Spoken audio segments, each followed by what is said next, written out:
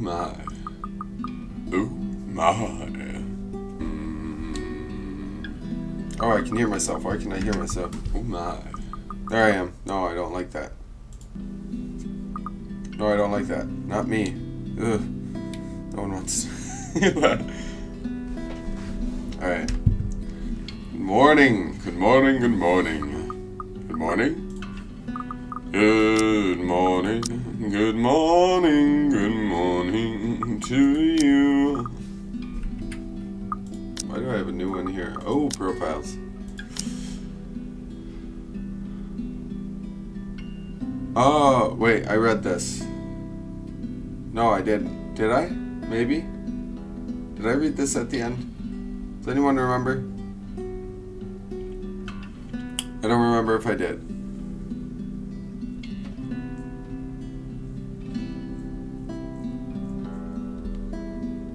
Left in the dumpster as a baby, she was found by a peddler and spent most of her childhood roaming the countryside in a beat-up van. Her father taught her how to read, write and pray. Though an unconventional life, it was all she knew. Child welfare and protection eventually caught on and required her to have a proper education. She was provided a scholarship at St. Samson's School for Young Ladies and was bullied for being a charity kid. Marianne only had one friend, and that was mostly focused on her studies, intent on graduating and returning to her father, as Shamie was diagnosed with Alzheimer's soon after. Her work as an architect in Ireland lasted until the Irish economic crisis. She moved to England after some time, Locksburn in search of a better career opportunities. I know I screwed that up. But, either way, that's Marianne. What's up, ladies and gentlemen? Welcome back to the letter. We are going to be on this basically until Hero 27 releases. I'm pretty sure that she's going to be out today, and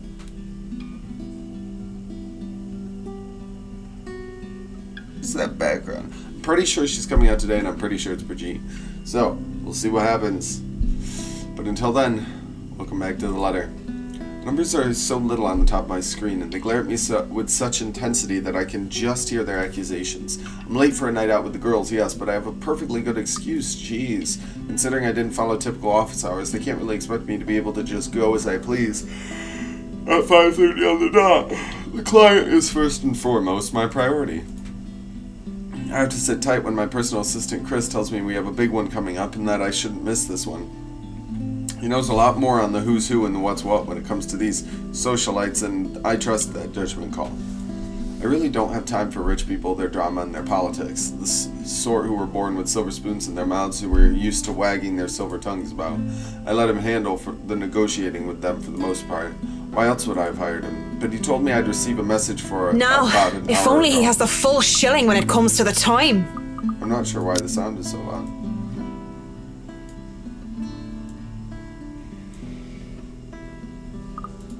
Let's see if this works. Come on, I have a social life too, you know, to an extent, sort of. Pressing my head against the table, I try to stave off an oncoming headache when a notification for a new email pops up.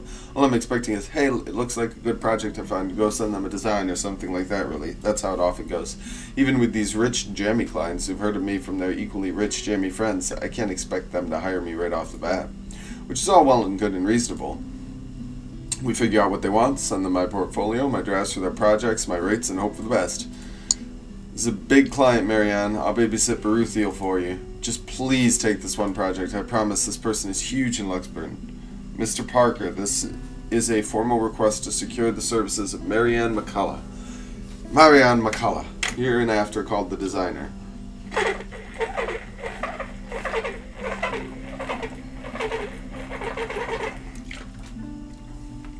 As authorized by Hannah Wright, hereinafter called the client for interior design work at Ermengarde Mansion, Luxburn, LX 18 Orf 0RF. I don't think that's an O. United Kingdom. The client hopes to have the designer there on the 21st of October, Friday, with the time pending. But as I open the mail and see I've been requested by the client specifically, well, I certainly didn't expect that, and it's pretty straightforward too. Anyone else would probably be excited they would be working with the Hannah Wright. She's just one of those rich socialites everyone wants to talk about, no matter how hard I try to tune such nonsense out. Would have been enough for me to reply an affirmative to Chris and leave, but he has never pleaded for me to take a project before. Oh, why is my nose itching? As it always does. We've worked with big personalities in the past, celebrities, bankers, and even a few politicians. My PA has been indifferent about those. So the question bounced around my skull before I spy one of the email attachments. A newspaper clipping from the Luxburn Daily Business News section boasting the headline, Wright Enterprise donates $2.5 million to refuge. Certainly caused quite a stir back then. Apparently they'd invited businessmen and socialites everywhere in the guise of it being some big business announcement. $2.5 million and an expensive-looking party to boot. These people sure know how to throw their money around. Not that I should be so callous. They're going to do a lot of good and help a community of people with all those pounds. I, of all people, shouldn't criticize such acts, whether they were for show or not. At the very least, I know they'll be able to pay my rates. With the headline out of the way, however, I found myself staring at the picture that came along with the clipping because, wow, here I am expecting a sour old woman in a blazer and a skirt, but the woman that was plastered on the front page looked like she belonged on the front page of an entertainment section, or even, if I'm to be crass, as a pin-up for a glamour. Okay, I'll be real here. A men's magazine. She sure knows how to rock that dress. Wait, her hair, her eyes, her lips. She can't be her. And at the same time, she is her, only several years older. She looks just like... No, come on, Mac. The world is full of pretty blondes. It's just a coincidence. With a shake of my head, I snap out of it and reach for my phone when it buzzes, nearly falling off my chair in the process. Who could there be on the other line but the very people waiting for me? Piss, I'm so sorry, Cam. I'm on my way. An email from the Wrights came, requesting Marianne McCullough's expertise for their home. What seemed like an innocent commission made a different impact on the famous designer after seeing a picture of the Wright missus. Of the Wright missus! That's what I say, yet I still don't move from my chair. Face flushed and heart racing, I could only stare until I will myself to reply that yes, I'm accepting the assignment. It takes even more time for me to just close the image, shut down the computer, and leave.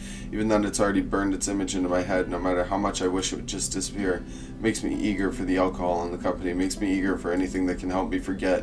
It's a good thing the nearest pub is just a hop, skip, and a jump from here. The Galway Shawl, as it's called by those who frequented the place, is the only decent Irish pub in this county. You can pretty much tell that someone is new if they call it by its official name, the Crowbar. What did they call it? Galway Shawl.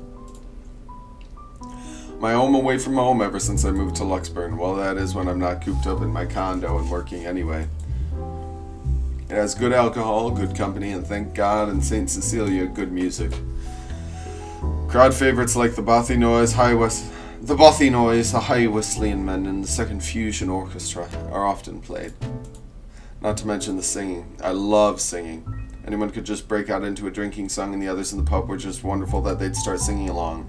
Doing so while intoxicated is the best way to go about it.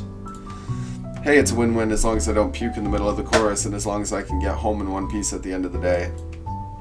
And tonight is karaoke night. What better time than to try and sing all my worries away? That's what my intoxicated brain tells me. The ghost of guilt and sorrow remembers who I am, and in the prison of my heart, I was my only slave. I was actually pretty good singing for it being basically a cappella. But drinking only reminds me of my home, and the thought of home makes me think But of her. in the depths of my cold soul, I'll leave the burden and despair. Makes me nauseous. It sickens me that the smallest reminder of her can cause such I'll grief. fight for what's worth fighting for.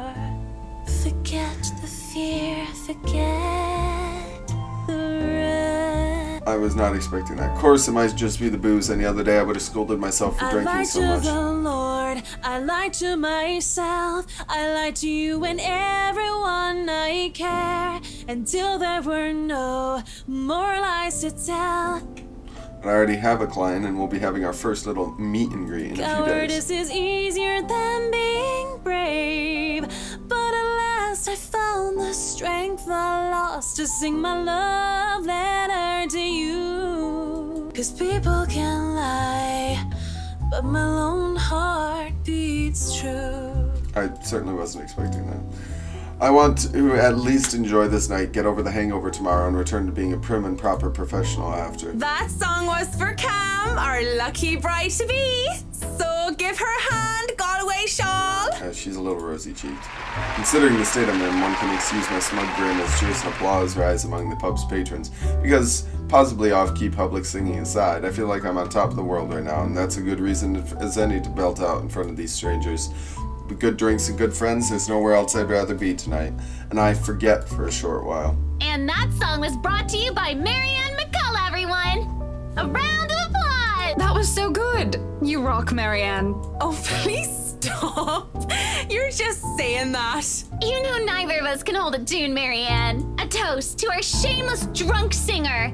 May your drinks forever flow and your notes be ever lovely. If Excellent, that's a anyone good deserves toast. a toast tonight, that's Cam. Finally sealed the deal after 3 years, eh? Read 'em and weep, bitches. Kamala's diamond engagement ring gleams as she holds it up for the world to see. She has reasons to be proud. 3 years of living together and her boyfriend finally asked her the big question. Obviously, Don't she get too said attached yes. to that ring or the one after, sweetie. I was wearing a wedding ring not so long ago, and look at where I am. But enough of me being a downer. Cheers to a happy engagement! Of course, if something like Haruna's divorce were to happen, I'd be there for Cam.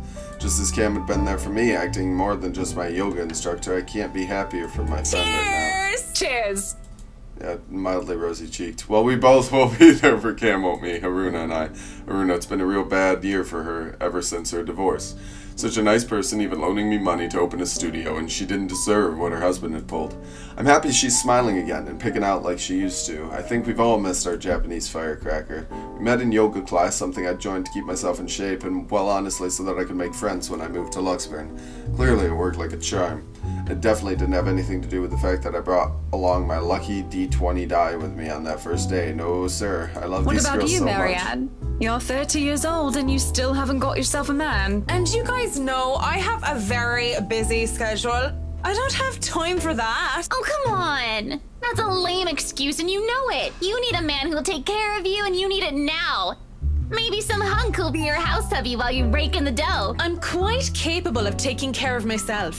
Who needs a Mr. Right? Hey, look at me. I'm Marianne McCullough, a lawful neutral cleric with 9 points in wisdom and 8 in charisma, but I can't get myself a date. I'm more laughing at who needs Mr. Right. Because Hannah Wright is married to Luke Wright, and he is Mr. Right. I mentioned druids and demons once. They don't even know the rules or understand what the numbers mean. And I certainly am not some sort of holy person. I'm a far cry from a miracle worker, and I barely have the willpower to fight off demons, especially my own. Actually, maybe she isn't looking for a Mr. Right, but a Mrs. Right. Oh, my Marianne, we still love you even if you're in the closet. That would explain some things. How do you know you don't have a ring anymore?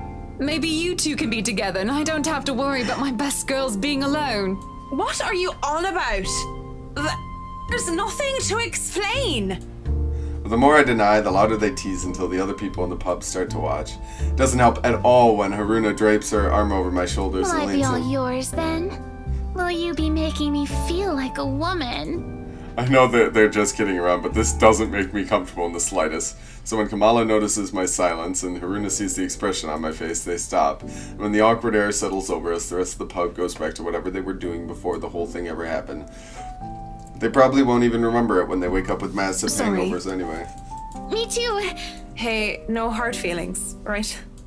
I raise my glass, they smile, we drink. There's no need to say more, we're all definitely far too drunk tonight. Eventually the fun times end. It is a weekday after all, and with Haruna being a nurse, she has to get ready for her next shift. Cam is also has a loving fiancé waiting for her at home. And they really didn't have to make a fuss about having left some buns in the oven when she took off early. Really, I understand. I was the one who insisted, who was determined to get drunk anyway. Moving to the bar I sit, alone at last, alone with a stranger.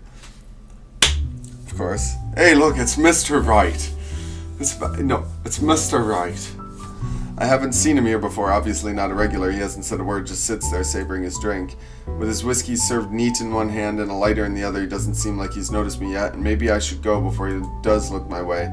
Because he was pretty and he was blonde, and those two things plus alcohol never did me any good. I thought too late. Judging by the way his flushed face and dazed look in his eyes, he's as drunk as I am. But whereas I feel like keeling over, he looks like he's ready to take the catwalk by storm. Really, he just has the air of those men who think they own the world. Hello there, sexy. Please don't stand up on my account. I already like what I see. Fancy a drink? It'll be on me. He's mildly drunk, but then again, I might be pleasantly surprised Want if he some proves me wrong. between the sheets? Sex on the beach? I'm talking cocktails, of course. Wow, fat chance. But it doesn't matter, we both know how to play this game, and there are two different ways for the night to end. One thing or another is going to happen. The question is, what do I Oh want to no, do? that's fine. I'd rather order some blue balls or some AMF if you don't mind. He looks like he's about to say some witty retort, but stops himself and downs the rest of his whiskey. I can honestly say I don't know what AMF means. I'm a good little Christian boy. Not on my Christian stream. I order a mint julep, he gets another whiskey, and we start the customary small talk. Of course, the saying, ask me no questions, I'll tell you no lies, goes without saying. We ask nothing about each other, offering up falsehoods to establish a strenuous fake connection between two strangers in a pub. Whiskey, as I've come to call him, is supposedly 21 years old, single, takes care of his sick mother, and is a manager of some sort. Manager of what? I don't care to listen to the details. Meanwhile, Mint, as he calls me, is 29, and I'm, what did he say I was again? Yeah, I told him I was a professional chocolate taster, because screw it, if I'm gonna lie about what my job is, I might as well make it fun. It's a pretty decent chat between two pretty drunk strangers. Maybe it's just me, but we might as well expend the tiniest amount of effort in pretending there's something meaningful in this meeting. Would have been nice too if it was just left at that, but during the lull in the conversation he brings it up. I've never been with a woman taller than me. That's a terrible thing to say, dude. And to think he might have been different from the rest. Never have and never will. Whiskey? Can we go back to the history of chocolates? Did you know that chocolate candy was introduced in 19th century England as a healthier alternative to alcohol? Mr. Rice. St. Lucy was the most beautiful woman of her time. She had men come from the four corners of the world just to see the pure light in her exquisite green eyes, if she were so lucky anyway. No, enough of the history lesson. Come on, Mint. You know and I know what you came here for. Though not every suitor was gallant, and she was no fool, she had known that sooner or later she wouldn't be able to defend her Come on. chastity. There must be something that gets you going. This is making me so uncomfortable because I know he's married. So she had taken out a knife and gouged out her own eyes. There is something, but I don't think you can handle it. Impressed with her devotion, God restored her eyes and made them more beautiful than before. He had a peculiar sense of humor, hasn't he? Because that only meant Sooners kept going after Lucy, and she kept her eyes in a chalice to scare them away. Oh, I'm pretty That's the sure I best. can handle whatever it is. I love that. Saint Lucy, help me. Help me turn away from sin. Help me with my own My blindness. place isn't too far from here. I won't take care of you if it ends up being too much for you. And no one will be able to hear you if you try to scream. You sure you want to go down that road, pretty boy? Wouldn't have it any other way. Best thing about handling a condo so close to the pub is the ease of access. As long as I can stand and walk, I can make it home. Maybe I need help from a kind neighbor or two to help me on the last leg if I've really gone overboard. Oh no. Oh no. Marianne went to the Crowbar, also called the Galway Show, by its patrons for a night out with her close friends, Carm and Haruna. When they left, Marianne was seen with a stranger, whom she'd only referred to as Whiskey. In turn, she was called Mint. I just messed that up, I'm pretty sure. But I always made it home, sometimes with company. Of course, that always comes with complications, especially with the real clingy ones. But it isn't anything a good tip about stalkers in the building security can't fix. I'm always nervous, though, even if this isn't the first time I've done this. And the first few minutes when we enter my room are the first few agonizing minutes where I try not to panic. Okay, Max, so far so good. Don't let him smell your fear under all that liquid courage. He'll leave sooner or later, and I'd never have to see him again, just like every other man before him. Oof! I'd like to say that to myself, that the men I brought to my place were more scared than I was. Yet there's no fear when I look into Whiskey's eyes, only delight. When he starts touching me, I don't even hesitate when I push him against the door. Roughness is to be expected. Whoa! As long as he sticks to his script, everything will go smoothly. We have our little tumble in the sheets. He'll leave, we'll forget it. If somebody asked what I wanted, I would have told him I wanted a bed of roses, chocolates, and music, maybe an Irish castle. But all I really want is her, and that's never going to be a reality. That was my fault, of course, because I was afraid, because I was a coward. I would never hold a candle to her. She was the light of my life, and I had to let her go.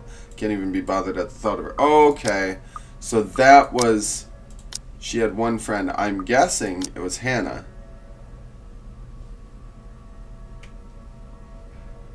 I'm guessing it was Mom Hannah. I Absent parents made her. I feel like somebody's already mentioned this, and that's why. Maria Isabella Grace Cruz Santos. I just wanted to see how long the name was. Wait. What is it now? Yes, what is it now? What's it gonna be? I'm going with this is wrong. What's it gonna be, Marianne? To sex or not to sex? What's it gonna be, Marianne? To sex or not to sex? This is wrong. We're both drunk. And Whoa, wait, am I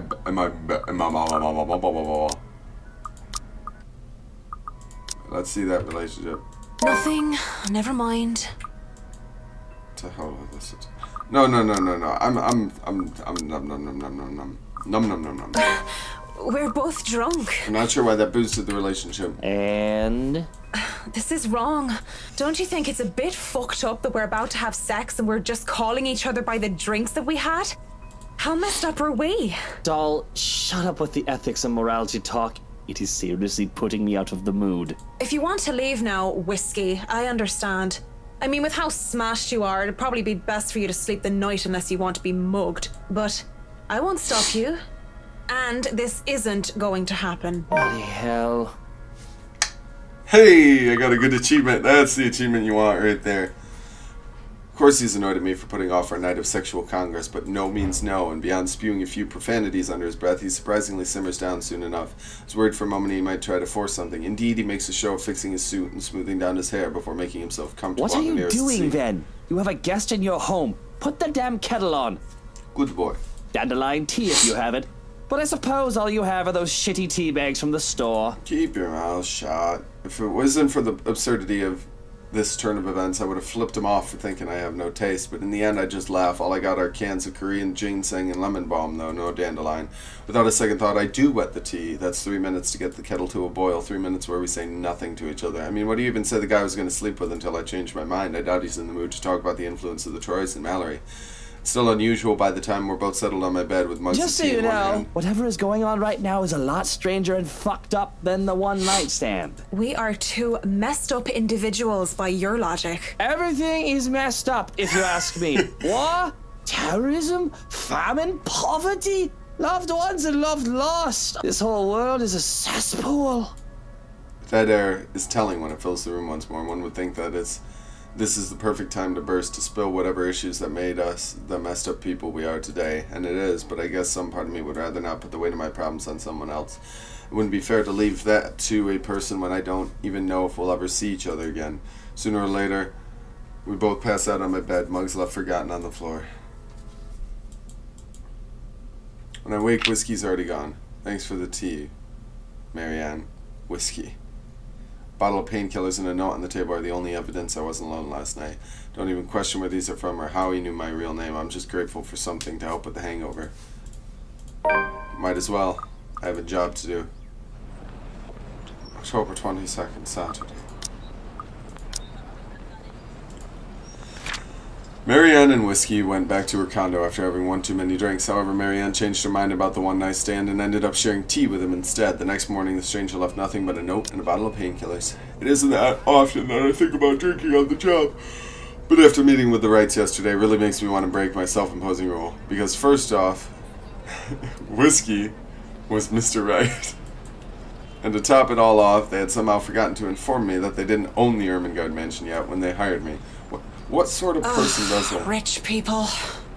I can do nothing but twiddle my thumbs at this, however. Twiddle my thumbs and wait for the go signal. It's not like I can accept other smaller projects. This is a big job and I should be ready to start on it at any time, not to mention that my PA practically begged me to be patient and wait this out. It was a hard decision to agree, but I did so in the end. Besides, I'm doing this for the Ermengarde mansion, not for anything or anyone else. I'd have a headache whenever I do anyway. I'd go to the pub again, but seeing what happened a few days ago, I'd rather not end up in bed with another potential client. And it might be a huge leap in logic, but a library is the next best thing after the pub. I have to go there anyway. I need more books for Dad. Plus, I also need to return the ones I borrowed last time. Finding a new book or two to read for myself while I have nothing to do isn't such a bad idea either. So on a Saturday morning, I find myself going to the only library in Luxburn to hopefully cool off. After returning to Urzuli and a poetry book by Henry Podbrady, Henry of Paul Brady. I asked the librarian about the several titles on my list, though I don't have much luck on that front. Dialogue with Death has already been snatched, and she bluntly said she does not keep our mathematical universe for someone who didn't return books on time. I make headway at least when I ask about Siege and Rendition of Havana by Jacobo de Pezuela. If you count her snarling and pointing at the history section as headway, that is. The history section is devoid of any other except for myself and a redhead, though I'd wager a guess that red's just a passing by to get to the classical literature section. So many books, so little time. Scanning the books and seeing so many wonderful titles gives me great pleasure, and that's when I spot it. Hello, sailor. Why don't you come to Mama? It's not the naval battle book I was looking for, no, it's even better. The newly acquired History of Luxburn Architecture, first edition too. I know I just have to get it. I've been waiting to get my hands on this book for so long. The fact that there's only one copy proves to be a problem, though, when Red reaches for it same time I think as I I do. had this first, miss. I can only stare her down. Ooh, I see. I always thought of it as pink. When she refuses to let go of the book. Refusing to let go of it as well, I raise a brow at her in the hopes of the fact that I was significantly taller that I would intimidate her. Yeah, no. Even then, she refused with This a isn't rebellious exactly light reading, miss. I mean, do you even know which architect was at the forefront of 18th century Irish architecture? Yes, she does. A beat. She blinks and I can't help the smirk on my face, which is wiped off when she opens her Edward mouth. Lovett Pierce, who established the Palladian style through his work with Castletown House and the Irish Houses of Parliament. This bridge was destroyed in this year to delay French troops while under the regency of Mary of Guise. That is not what I was expecting. Let's be honest, how many people would know these history facts? Aside from me, Going anyway. right to the obscure ones, aren't you? Easy enough. Tullybody Old Bridge in Clackmannanshire, Scotland, on the January of 1560, if we want to be specific. Suddenly it's a game where we throw these history questions and facts at each other.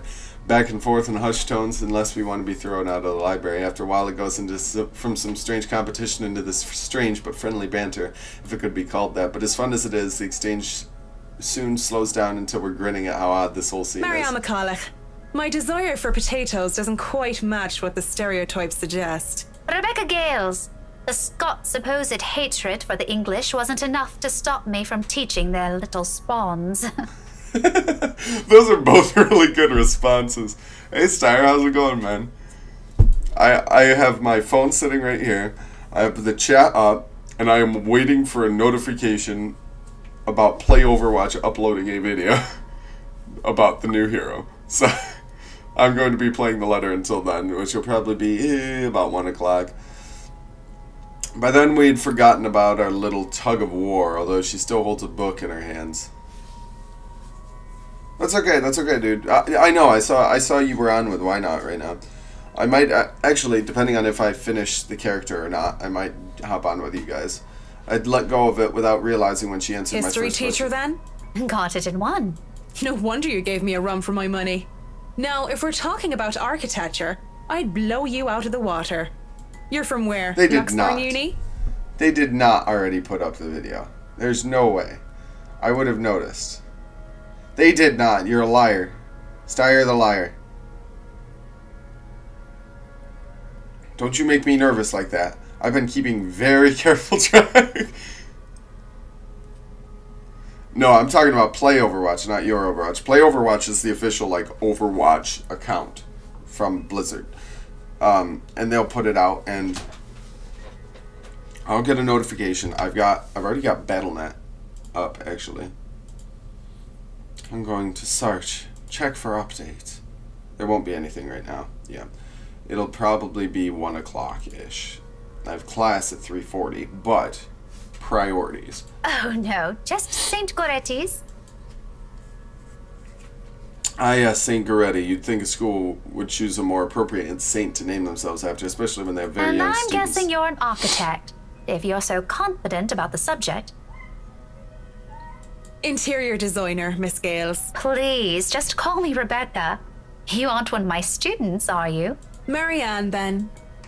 I could have said that I was an architect, but there's no point in explaining why I wasn't one anymore. So, I've never seen you before.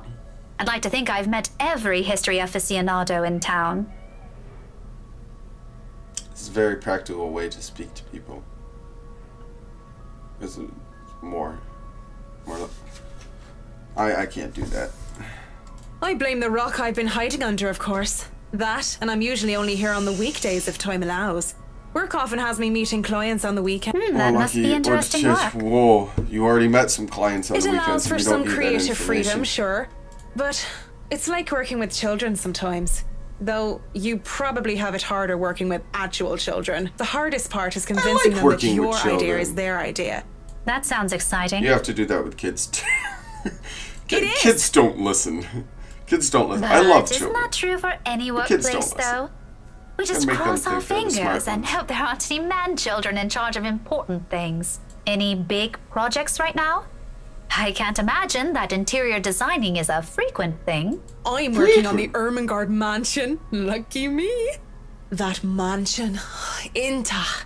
Wonderful. Intach. Breathtaking. I can't do it. I can't wait to I start can it. say the word. I can say the word. I can't say it with Now an Irish that is accent. beautiful architecture.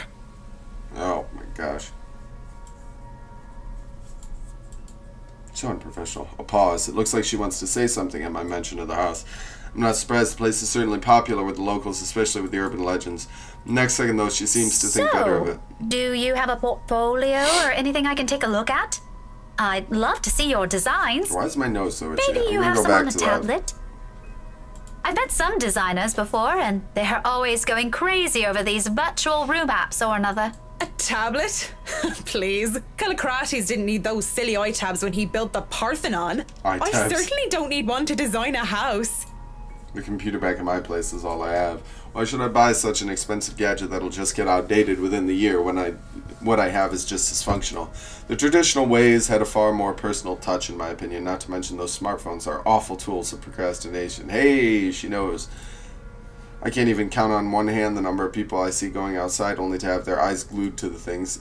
And touchscreens, they're evil things that make typing what should have been a simple task harder. I do have an online portfolio if you'd like. Speaking or thinking of the devil seems to have summoned it because before I can even carry on, Rebecca's attention wanes as she pulls out her mobile. From what I can only assume is a call, she gives me an apologetic look before she's standing up and excusing herself. Off further in the aisle she goes for some privacy. I do my best to give it to her as well. trying Well, to is chin her something out. wrong? Lunch at the coffee house? Sure, I can make it. I'm not too far. I can be there in 10. Why is my nose so itchy? I'm going back to that. With how quiet the surrounding is, she can't blame me if I overhear snippets of her conversation. When she returns with a sheepish look on her face, I know that our friendly chat has to be cut short. Sorry, I have to go and meet with some friends. Oh my It's gosh. fine. Totally fine. No need to even apologize. About the book. Her embarrassment increases twofold when she realizes she's still holding on to the history of Luxburn architecture. I don't give her time to think about it as I put up a hand and shake my head, fishing out a pen and paper from my bag along with one of my business cards. I hand You them over to know, her. I'm busy with work, so I might not even be able to take a peek at it anytime soon. You can go ahead and have it, but you'll have to ring me up when you're returning it just so I can snag it right away. Deal? She makes quick work penning her number down and handing it back to me with a grin. Deal. Just message me during school hours, of course. You have a good day then. You too. How lovely. With Rebecca gone, I'm left alone, standing in the history section, although my original plans were to simply sit down and read a good book. Our little pop quiz, if you could call it that, made the time pass without any of us even realizing it. It was fun, and I do believe I've made a new friend. Good job, Mary. Even with talk of lunch, however, I don't feel like grabbing a bite to eat. There are still other books to be read here, and I'm hoping to find something that will help me while I work with the rights. Something like How to Deal with Jerks Professionally 101, just in case. I've dealt with a lot of uppity, snooty, and rich clients before, but it's still better to be safe than sorry. Because Luke Wright just takes the cake, and he probably manages to eat it too. It seems the world is conspiring to keep me from my me time as my mobile vibrates in my pockets the moment I find something from the shelves of the classic literature Marianne section. McCulloch, Charlie Rose Design speaking. Rose Cooper here, Miss McCullough. I hope I didn't catch you at a bad time or anything, but I just wanted to check in and tell She's you that dead. we've got the clear to hand over the documents. Madam Wright told us that we should forward the floor plans to you. Already? How did they go through with the process so fast? Surely there's so many red tape to acquire in the forms of transferring the rights. No matter how rich the rights are, this shouldn't be this quick, right? So, if I can just have your email, I'll be sending them your way. I'd actually like a physical copy of the floor plans. Oh, I suppose that's fine. I'm not at the office right now, but I can inform Miss Santos of your request. I'll make sure to drop by the office after lunch if that's fine. Not a problem.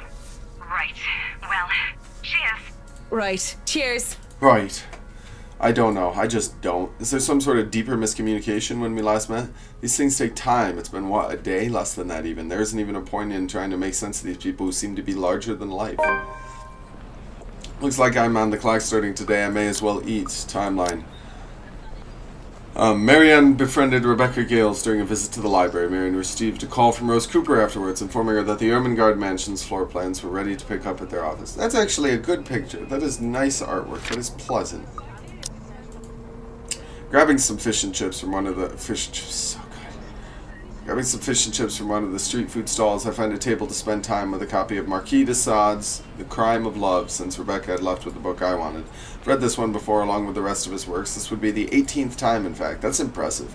It's always nice to read it through again when I don't have time to enjoy something new. Besides, when you're dealing with people so filthy rich they just end up playing filthy, you need a good old Marquis sound advice. La blessure se trouvant sans aucune sorte de conséquence. The wound being without any consequence. Of course, it's folly to think that things have no consequence when everything actually does.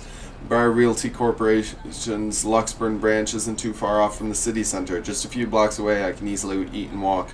I'd rather use this time to rest before I can go into a flurry of activity. No doubt there'll be so much to do once we get hands-on with the Still a mansion. lot better than working on another condo, at least. Yep, that is true. Surely no matter how much BRC and the old owners put in the restoration and preservation of the place, any big repairs would be superficial at most. I'm quite certain that in their haste to sell the property, they did a rush job. It isn't an infrequent thing to do despite how it is frowned upon. There will be a lot of hidden issues I'll need to weed out, and I'll have to make sure I find every single one of them, especially the more serious damages. Structural integrity is definitely on top of the list we will have to consider. The building might look sturdy, but it is centuries old. That alone will pose a few problems here and there, but limitations on what we can do. Besides, despite how much I detest these rich snobs, they pay rather handsomely, so as long as I do an excellent job and do more than necessary. These two things always make sure the referrals keep coming. I don't even have to hunt the projects down myself. When I do go up to BRC's office, I can't help but stop and stare when I enter the building. With the lunch hour closing, employees should have been back already if they aren't filtering through the doors. I get that it's a Saturday, that people probably feel tired and lazy to be working on a weekend, but they're still on the clock and not bumming around wasting company time on extended lunch breaks and cigarette sessions. The office is spacious. With the big corporations, each person has their little space of what is usually a 2x2 meter cubicle. There's a lot more empty chairs than there are people actually working at their desks. It reminds me too much of my last day at Boriskova projects during the massive layoffs due to the Irish economic crisis. But it just isn't that, though. Everything is quiet as a grave. It's as if these people are merely ghosts. Speaking of ghosts, Santos comes through the door looking as if she's just seen one. She looks at me wide-eyed like a deer caught in the headlights, ready to bolt at any moment. I'd ask out of concern, but I feel it's not my position to do so. What if it's something personal? I'd simply be overstepping my boundaries. Really, it's none of my business. I presume that Miss Cooper told you why I'm here, Miss Santos? Huh? Oh, yeah. Sorry, I just got back from lunch, you know? But it won't take too long. Don't worry. Of course it won't. This whole project has established itself to be a matter done in haste. I do hope it doesn't mean that people are being careless in their duties. Wow. She flinches and looks like she doesn't quite know how to respond to that. Thankfully, instead of opening her mouth, she leads the way towards her station and goes to fetch the floor plans. It won't take too long, as she says, but it does take a bit. It's time spent to compose herself, most likely. We usually just email these things. I prefer the real thing. I don't blame you. Not that you would know. You probably have your nose stuck in front of a smartphone when you're not working, and even when you should be working, playing those mindless, addictive games. Definitely wish Chris would stop playing that Batcat thingy during work hours, too. Batcat. I know what you mean. Digital painting is nice, but nothing beats the smell of real paint. Not that I go and smell paint like a crazy person, but, you know, the real thing is different. Wait, what? Yes, nothing is quite like the real thing. Checking out the floor plans, I see that I'll have a lot more going for me. Now I know how Ray felt when he found the Central Park West building floor plans from that one movie. This is why I became an architect in the first place. Wow! Actually, wait. That's actually pretty huge. I was looking at it, but I never realized how big it's actually supposed to be. So that's the kitchen of the one time I tried to break into the house. And I skipped that, Zach. Ballroom? Foyer? Oh. That's not what I expected the ballroom to be either. Halls, quarters. Gallery. Did we go in the gallery? We did. When they were eating with each other. Are you bored by me, or are you bored by other stuff? I apologize if you're bored by me. I can change stuff up. Conference room, quarters, master bedroom. Oh no, that'll be where they are. Theater. I don't think we saw the theater. Or the balconies. Look at those gorgeous rooms, the delicate harmony between empty spaces. And speaking of empty spaces, there's something rather I odd feel about a these bit ones. silly saying it out loud because I've never lived in a big house, let alone a mansion. But during the tour, I had the distinct impression that the rooms were bigger. Ah, okay. Maybe the scale is wrong? It's not much of a problem. And it is an old house. There have been little details here and there I would have liked to address during the open house, too. I understand, Star. But it was all forgotten in the wake of Miss Santos' incident and the trouble with ownership. The wine cellar's going to be a problem. I shudder to think of what sort of repairs they did to it. There might have been things that were swept under the rug, pushed to the dark corner of the rooms. Weigh-in barrels, water damage could have been covered up. There have been floods due to heavy rain in West England just last year, after all, and if there's been any sort of damage to the house's foundation, that's going to be a lot of work. I was not able to look at the attic as well. For all I know, the whole family of vermin could have made their nests there. Working with pest control is always the worst. The sheer size of the place is staggering, even if I did just say it was a lot smaller than I thought. I might just be biting off more than I could chew, but who doesn't like a good challenge? First things first, we'll have to... So, do you want a coffee? The one from the staff room is pretty decent. There's really no need. I'm sure you have rules against it. Rules against bringing someone coffee? That's ridiculous. And even if there were regulations against it, nobody's really here to tell Sir John. I've already brought 2 mugs, and I'm not going to drink them on my own. Come on. I have to stamp down my annoyance at being distracted. Ah! She's so intolerant of Isabella. Seeing the girl, the young woman, though, it looks like she has a lot on her mind. If babbling is her way of dealing with stray thoughts, I'm not really the one she should be babbling to. I kind of feel... I give her time to speak up, but when she stares, I just clear my throat. Oh, wow! That boosted a lot. Wow. Yes? You have something to say? As embarrassment creeps up her face, I snatch one of the coffees from her and take a sip. Just Too hot. thinking and speaking off the record, it must be fun what you do. You go to people's houses and you make them, well, pretty. You're sharing your art with them. It's a little bit more complex than that. But if you put it that way, it is fun. I wouldn't have done it for 7 years if it wasn't a little bit fun, I guess. These big clients always have paintings in their homes. Do you have a supplier for good, art Star. pieces? I didn't expect to hear such a question from her, seeing how well she handled herself yesterday.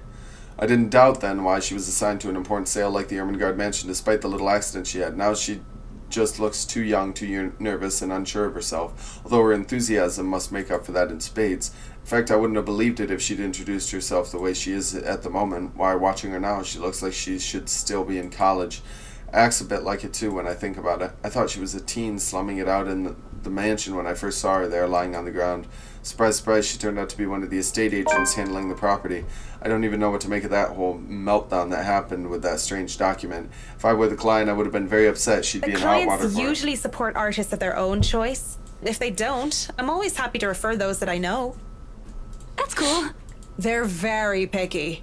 I don't think a hobbyist will have an easy time getting their work sold. Hey, I'll have you know I was a student of the fine arts. And yet, here you are, selling property. Maybe you weren't a very fine student of the arts. Maybe I took that a bit too far. She bites her cheek and it looks like she's It's not barely like I holding had a herself choice. back. She mutters it under her breath. I barely even hear it, but the hurt is there. And it makes one wonder what brought it on. Although it's understandable, or for reasons what I think it is, very few people make it big in the art world. I can see why she'd be upset about that with the enthusiasm.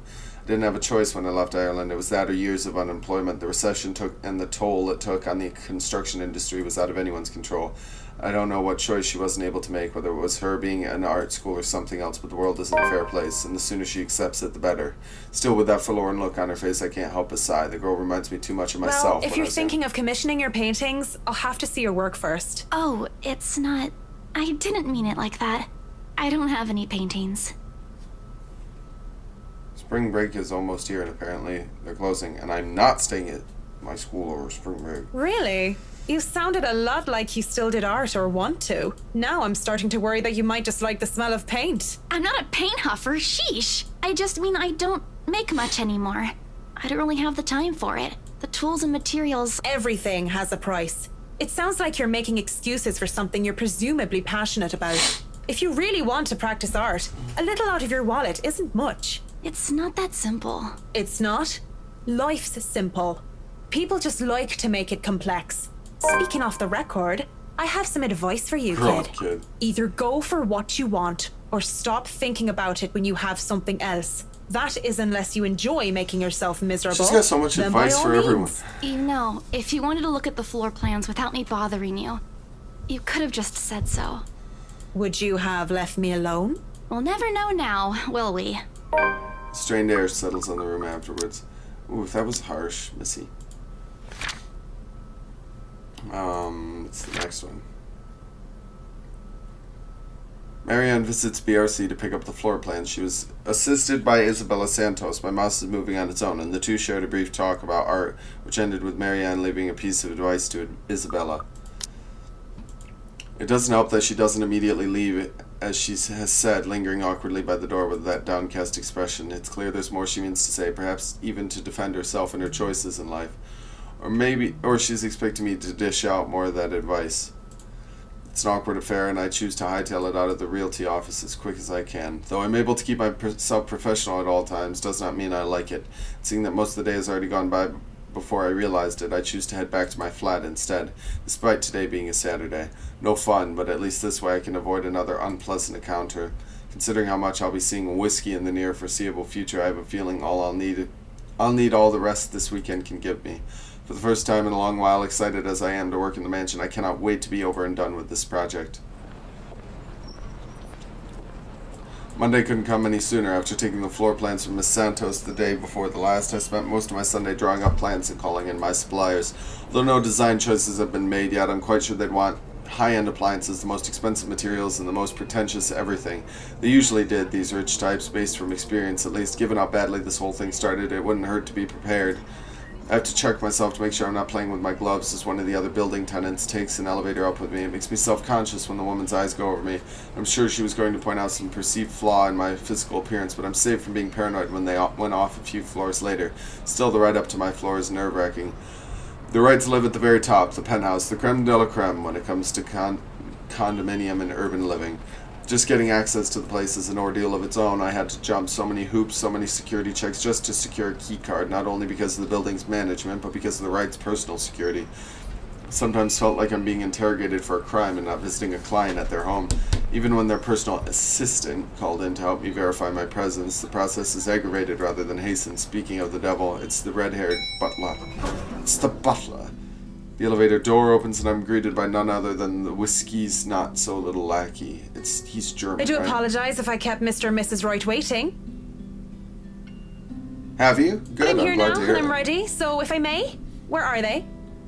If you're good at Diva, you're good at Reaper. I'd suggest also trying out Roadhog because of the shotguns, obviously, that they have. And maybe Sombra, if you want to test her out. Because I've discovered... I don't know. I didn't tell the Nerds chat, but last night after I shut down the stream, I went through almost every single hero. Well, I did go through every hero and mess with the sensitivity settings and played a free for all. And after I changed each person's settings, I didn't lose a single free for all besides my one playing as Anna, and that was just because I was memeing around with sleep darts. I was just running around sleeping the tanks that were playing in our game all the time. I slept the Reapers a couple times too. It was hilarious. I was having so much fun. But after I messed with the settings, I went down the list. I played almost every hero, and I didn't lose a single one besides the Anna one. So, and I noticed that the sensitivities that I was running for the people with the large spreads were near the same. So that... I'm thinking if you want to... Yeah, no, you can have all your characters the same sensitivity. Most people do. I'm a special case because I want to play every hero to the best of my ability, so I go through and I test each one on different settings, and if I play them better on one setting, I will play them on that setting. And if I start to play worse, I will switch to a different setting. Like my Tracer is just slightly higher sensitivity than everyone else by, I think, 0.1. I mean, I went down to the smallest numbers. Besides, I didn't go to the 100th place, I'll say that. But I went to the 10th place for every single one of my sensitivities. My Hanzo one is 0.3 away from my normal sensitivity for everybody else, and my Genji is 0.1 higher. I mean, it's pretty specific. They've just woken up, but they should be down soon. I'm surprised to see you made it through security. And only 5 minutes. You said I'd be through security soon, Okay. and it took half an hour. Define soon in this context. I'd make myself comfortable if I were you. I'm going to go and put the kettle on. About the tea, I don't want to intrude or anything. The sir does not like being woken up by the whistling. But who am I to deny tea to a guest? He shows me the couch before drifting off towards the kitchen. That looks like a very uncomfortable couch. Quietly pulling out a teapot, cups, and all sorts of other things in preparation for tea. I ignored the animosity towards his employer that the words implied. I wouldn't be too surprised if Whiskey's own people don't like him. Accepting the quiet and isolation instead, I brace myself for what's to come. In this case, soon apparently means more than 5 minutes or even 10. I need a drink.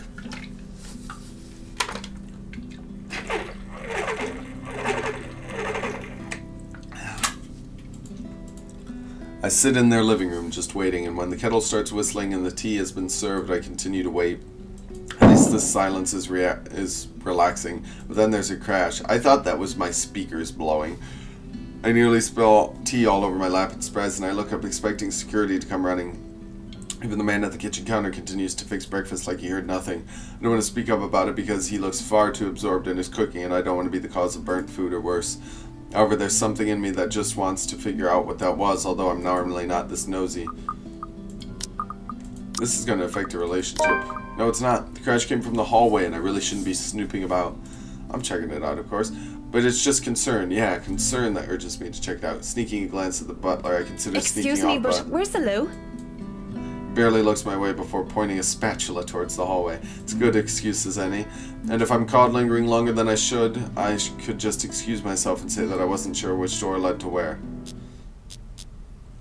Still looking into the hallway reveals nothing. I don't see anything that could have caused the crash. The hallway, like the rest of the place, is in pristine condition. There are several doors for not only the toilet, but also presumably rooms for their butler and for other members of the staff. As I stand there, something definitely feels out of place. One of the doors, the nearest within my reach, stands ajar, and from inside the light flickers incessantly. Could simply be a light bulb that needs replacing, but the thought of it in a place so well taken care of seems odd. Off. I think that maybe this is where the crash came from. Inside I spotted a radio lying on the floor. That's probably it, right? Maybe one of the help, in a hurry to get out of the room, knocked it over in the process. That's all it is. I should really leave it alone. As I turn to leave, the sound of static fills the air, and a man's tinny voice interrupts the silence. At 7 in the morning, students found a fifth year dead. Why am I still standing here? Assumed to have fallen from her dormitory window. Seems familiar, doesn't it? Authorities are investigating the possibility of foul play. Like I've heard it before. Reporting from St. Samthins, Shane McLaughlin of Galway Bay, AM. Hello, lady. I was ready for the jump, but I was more startled by the fact that the radio ended so abruptly. I was looking at the door waiting for something. I recoil, backing away from just whatever that was. In the process, I trip backwards on my feet. I wait for the pain of falling flat on my back, but instead I feel a hand on my back and see the smug smile of, well, guess who? Whiskey! Oh, don't tell me you're reporting to work drunk, Mint. Marianne visited the Wrights' penthouse to discuss work with the couple. While waiting for them, Marianne decided to investigate a violent crash she heard in the hallway. There was something odd. Right now I'm just going to check for updates. Make sure I'm not... Check for updates. I know it's only 11:24, but I'm antsy. I'm antsy. Can you blame me? Oh, don't tell me you're reporting for work drunk, man. Of course, I know exactly who the voice belongs to. It just have to be Marianne him. McCullough, hammered on the job? That would be something. I But wouldn't dream of it, Whiskey. You're allowed to be if you wanted, though it's a bit early for it. So thanks for the save. really, it is much appreciated. Even though the circumstances of our first meeting were not savory or wholesome, I can't bring myself to completely look at Mr. Wright in the face. Nothing came out of It's it after no all. trouble at all. I've been told I have a gift for catching pretty ladies. Being a great catch myself. That was actually a pretty good line. Is that so? Would you say you'll be able to catch if another man were to pitch? Perhaps, but I wouldn't know. I don't play baseball. Mint. Right. Of course you don't. Can't help but chuckle at my little joke, but it looks like it went completely over his head. If he had understood it, I guess it would have been inappropriate. He is my client after all. I'm gonna save. Where's Mrs. Wright? I bet that lowers it. I bet that lowers his relationship. Ready? It's right there. No. Doesn't change it at all. Wait.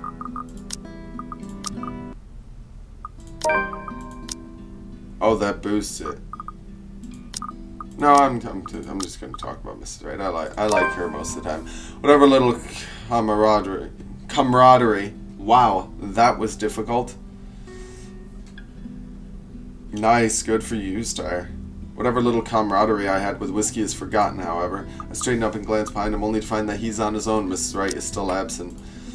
I still remember my place and why I'm here. To continue in such manner with her husband would feel like a breach of trust between my client and I. Since you are here, I don't suppose Mrs. Wright is on her way down? It is 10:30 after all. She'll be down here in a moment. For now, you have me. Yeah, Can't I just chat with a good friend? I don't think a night where we talk like two drunk Egypts makes us good friends. I call people Egypts.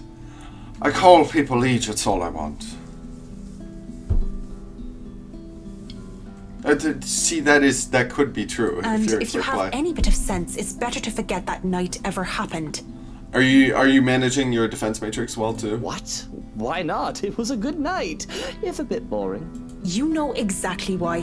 We both know what your intentions were that night. Oh, and to no. find out that you're married, if there's even an ounce of decency in you, if you'd like the world to be a little less messed up, you'll remember your wife and what you almost did to your Mrs. Wright. It's better to get that out of the way once Well, no for need to all. be such a killjoy about it. Yeah, I'm so sorry. I expect you to have morals. My apologies.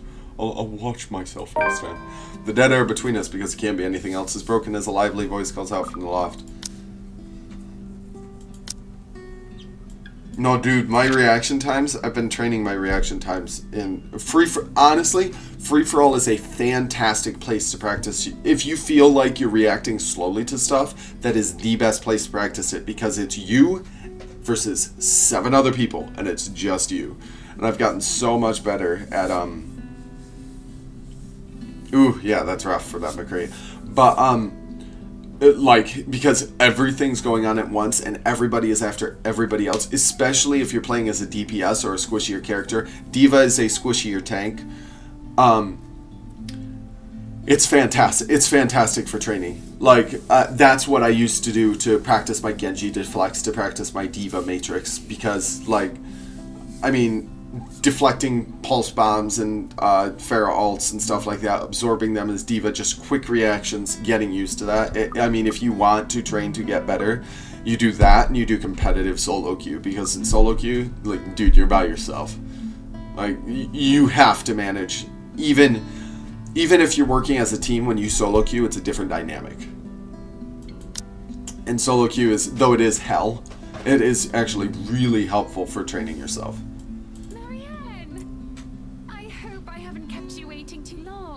I know we agreed we'd start at 10 o'clock, but mornings just simply do not agree with me. Not one bit.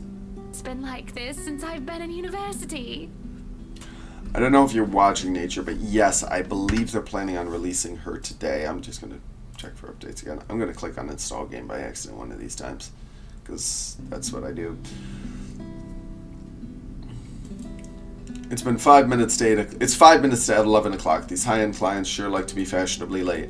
I'm used to it though, much like I'm used to so many years of hearing people mispronounce my name. Besides, berating or correcting my client would be extremely impolite, and Marianne doesn't sound too bad when she says it. To be fair, it doesn't seem like she's late on I see you're purpose. up, darling. You know, you could have woken me up as well. Were you showing Marianne around?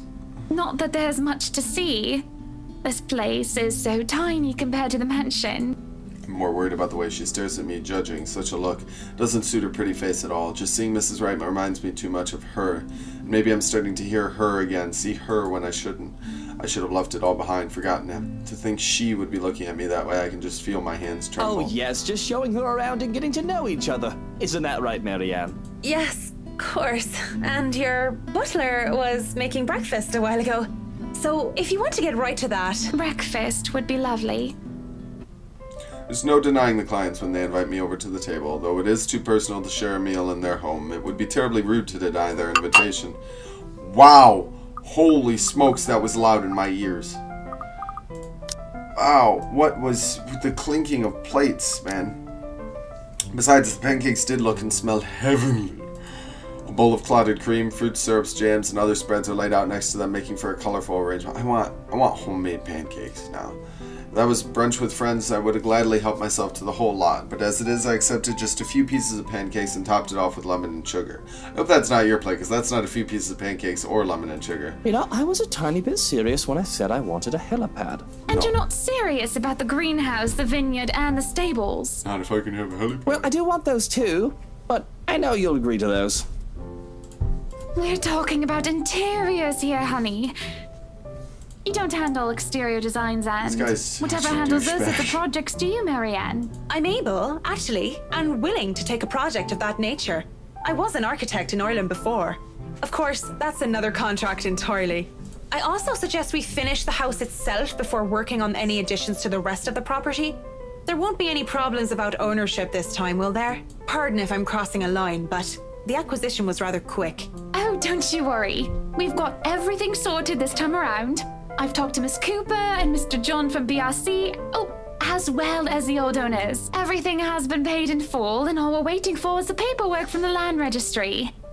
They're letting us move in as soon as we please. It's not like they were living there in the first place. That's good to hear. The problems that could arise from renovating another person's home would be... well, let's not dwell on it. First off, we'll want to know how you want the place to look. It's pretty furnished as is, but I understand if you want to modernize the whole thing. Actually, I'd prefer to keep the place looking as it is, but at the same time, I want modern appliances. You worked on the Ludgate's Christchurch summer residence. I do remember there being an oven I thought was a simple drawer before. Make them look vintage, antique, blend in with the rest of the decor. Customize appliances then. I can't find someone for that, and if you can't tell me what you specifically want, it'll hasten up the process. We're talking about electronic appliance manufacturers. Well, okay. If you have a preferred That's a brand lie. to work with. I don't do interior designers. Splendid! I like my own So, style. what is next on our agenda? All the other interior designers we've hired in the past did not have us this involved.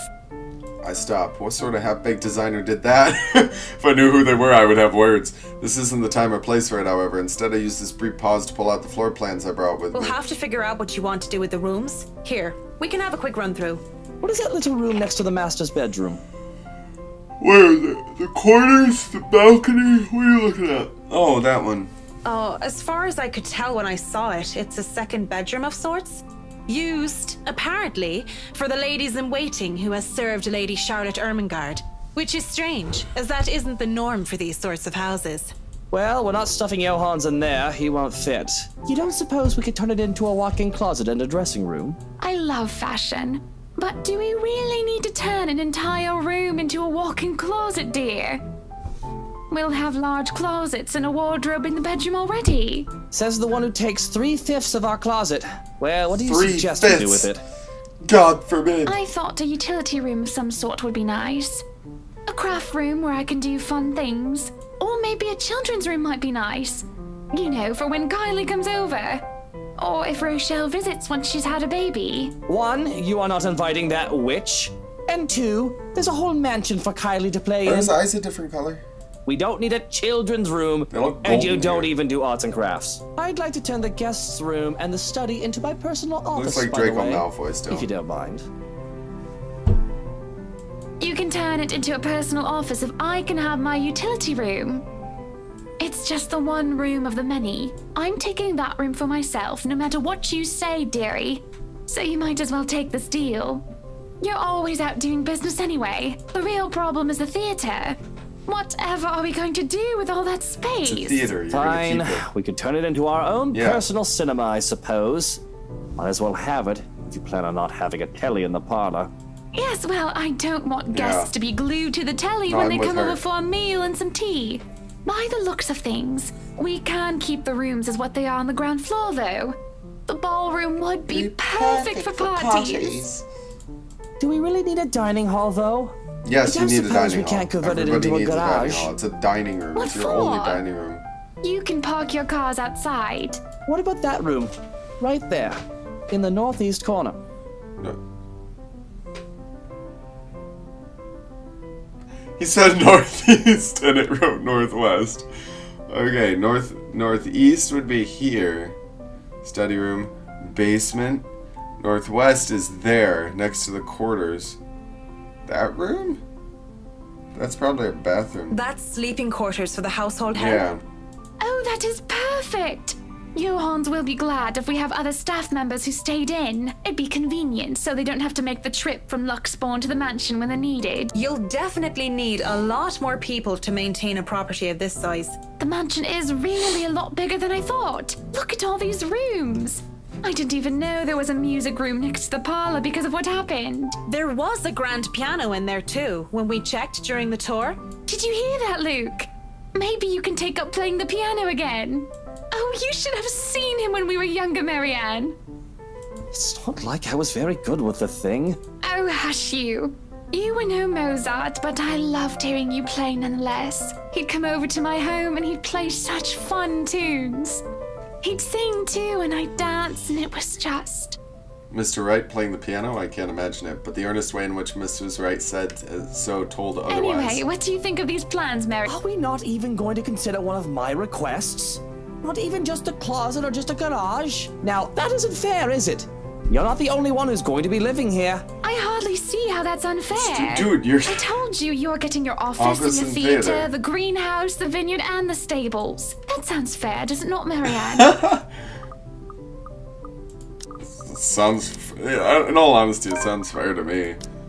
I boosted Han a lot, dropped Luke a little. I'm okay with dropping Luke. Mrs. Wright has her points. I didn't really want to butt into the spat of husband and wife, but with the way the two were looking at me to settle this, I may as well just keep to the facts instead Mr. of giving Wright, opinion. your plan isn't quite feasible from an architectural perspective. I'm not even sure how much we can do without closer inspection. Well, the one about the garage, at least. A walk-in closet is easy enough, but the garage? See, a garage isn't architecturally feasible, and it isn't going to be financially sound as well. We're already going to spend a lot on your other requests. You have several acres of land to park on already.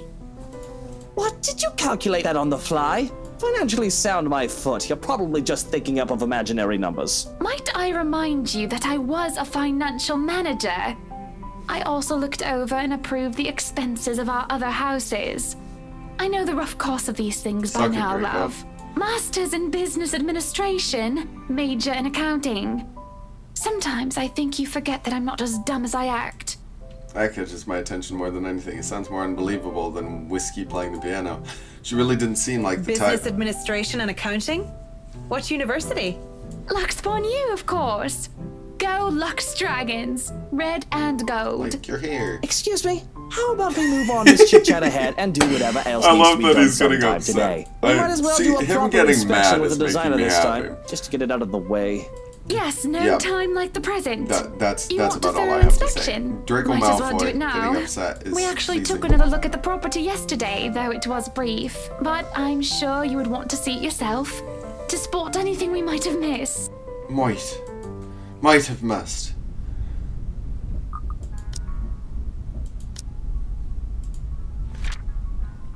A very spooked Marianne accidentally bumped into Luke Wright. Though things were awkward between the two, Marianne insisted they keep things professional and simply forget about what happened months ago. Nights ago. Months ago? Close enough. The mansion's arrangements were discussed over breakfast. During the meeting, the Wright couple had an argument about the mansion's arrangements. In the end, they decided a visit will settle. Wow. Riding to the Ermengarde mansion in their rice is an awkward affair. Not only am I worried about scuffing the expensive leather seats, but I'm also worried about getting in the middle of another couple spat. With the tension thick in the air, I can feel them starting at each other anytime. Nobody's saying anything up until Mr. Wright tells his valet to turn the radio off. And for a moment I think he might start, but instead he just stays quiet, and so do the rest of us. In the end, the sufferable silence stays. I've never been so glad to see a house. Stepping out of the car and up to the mansion meant the end of an uncomfortable ride, and I could finally take a deep breath of fresh air. The beauty of the place never fails to make me gaze in wonder every time I see it as well. Mrs. Wright moves towards the front door, keys in hand, and I can already hear Mr. Wright Alright, here, plotting. Hans. We're going to go in, but I want you to look around the place. Familiarize yourself with it. Ah, my nose. Know every nook and cranny, every inch of the lot. Go and see where we can put that vineyard and the other things we talked about. We'll want to know where to station security as well, so go around the perimeter and figure it out. I don't blame you for wanting Scout the security property because you're and kind of a circle the douchebag, and I'm perimeter sure everyone dislikes you on at this point. foot. You do know this is 46 acres of land, sir. Well, you are not driving a car over the grass. Golf Put cart. those long, spidery legs of yours to good use. I didn't hire you to I stand can around see and look why he intimidating. doesn't like Go, you. mush. It's mush, not mush. Someday I'd like to ask how Johannes can even stand and tolerate the man. Why doesn't he just quit? Certainly the pay can't be that good. Even I'm a bit put off by our mutual employer, and the only thing that keeps me from bailing is the fact we've already signed a contract. At least I'll only be working with them during the duration of the project. He works with them every Sometimes day. I think you hired me to make me suffer for your amusement. Wouldn't be shocked. Someday I'd ask. I feel a bit bad for him. If it's any consolation, he'll be away from Mr. Wright, if only for a little while. We're able to enter the mansion after a bit of standing out there in the sun. This wretched, strange sunlight that is far too alien and rare. There had been a bit of a problem with the missus not knowing which key was which. First item on the agenda would be the grand staircase. It seems sturdy during the open house, but closer inspection might say otherwise. There are no obvious marks of damage nor wear and tear, probably rethreaded. Yeah, that was going to be a great word. Rethreaded during renovations. Peeking under the grand carpet, the wood is properly installed with the bark placed down to prevent cupping. The carpet itself could use a vacuum, though. Structural conditions, from what I can see without accidentally dismantling the thing, look to be in good shape, and the handrails and support posts are firm. The work on it should be commended. I can't look much more at the rest of the foyer, however, because Mr. Wright starts to hurry us into checking the dining hall. So, what do you think? Certainly we can't turn this area into a garage. No, It's that would be Jacobean stupid. architecture. I'd say these would be pilasters and not buttresses, but you never really know. They really liked mixing up these elements. You could say it was pretty avant-garde at idea the what you're time. talking about. We might hit Or at a least Luke support does. beam if we're not careful. And in layman's terms? From what I see here, we could risk great damage to the house if we try to turn the dining hall into a garage. There you go. The man didn't look too pleased at this. There's a look of disappointment before he sighs and looks around the place with an air of defeat. When he moves to speak, I dread another unreasonable demand again. This will stay a dining hall then. But if I may have another request instead, at least spruce the place up with some flowers, some plants or something. It feels so old and dead in here. You're old That's and hardly dead. unreasonable. Daffodils are a must, I presume. The look that passes between the two of them, there's a genuine look of fondness there. That's the first time I've seen such an exchange between the two of them. If anyone are to see them like this, there's little doubt they loved each other. Ooh, I'm very excited. I'm hovering my mouse and it's working. Of course, and I want a garden full of them. Waste of time. Now, if you excuse me, I'd like to look at the rest of the house. I'll just be around here downstairs, if anybody needs me. That leaves Mrs. Wright He's and I. quite fond of them, you know. I can imagine. He looked terribly upset when we told him he can't have his garage. I meant the daffodils. We always have a vase full of them in every house we own. Somewhere, I'd like to think. They may be about his mother. He never talks about her. I don't even know her name. He likes to flatter, claim that they remind him of me, but he's always loved the flowers, even before we married. Much like the piano, I didn't take him for a person who liked flowers. Daffodils, least of all. What's next? Am I going to find out that Mr. Wright saves kittens from I'll burning go and buildings? snoop about upstairs. You go and do whatever it is that you have to do. When she goes without even asking if I need her here, I'm left standing to stare at the walls. Really, I don't need to do a thorough inspection of the building itself. It isn't really part of an interior designer's job. But the architect in me is committed to doing the task with every project. If I'm going to make a living space that have both form and function, I might as well make sure the entirety of it is safe for my clients. Since I'm already here, I roam around the dining hall to check things off my punch list, if you will. But when it's time to move on, I hesitate. Mr. Wright said he would be somewhere around here on the ground floor, and I really didn't want to be alone with Whiskey. I have to look through the place eventually, sure, but on the other hand, I can do it later when he's gone. I can go upstairs first if I want to. Yeah, I'm going upstairs. Don't want to. I've already seen enough of this floor during the open house. Of course, I know it's just a convenient excuse. I don't want to be in the same room as Whiskey anytime soon, so I may as well go upstairs first. The banisters on the grand staircase landing are solid and at a proper height. Any lower and they would be trouble. There's a small catch on the carpet though, but as long as nobody tries to run down the stairs until it gets fixed, things should be alright. And the stained glass, art. Restored, no doubt, with the image of the last Lady and Lord of Ermengarde, or it was supposed to be until Lady Charlotte's fiancé was brutally murdered by a witch of all things. From what I've read, you'd think the historians of this place would be a lot more scrutinizing, filtering out stuff like that. I'm amazed they bothered with it instead of replacing it with some generic cookie-cutter design. The entire piece alone would have cost roughly 500, even £1 million. Lady Charlotte Ermengarde and her beloved. Looking at the mosaic, it's not too far stretched of the imagination to believe that the depicted images could have been Mr. and Mrs. Wright.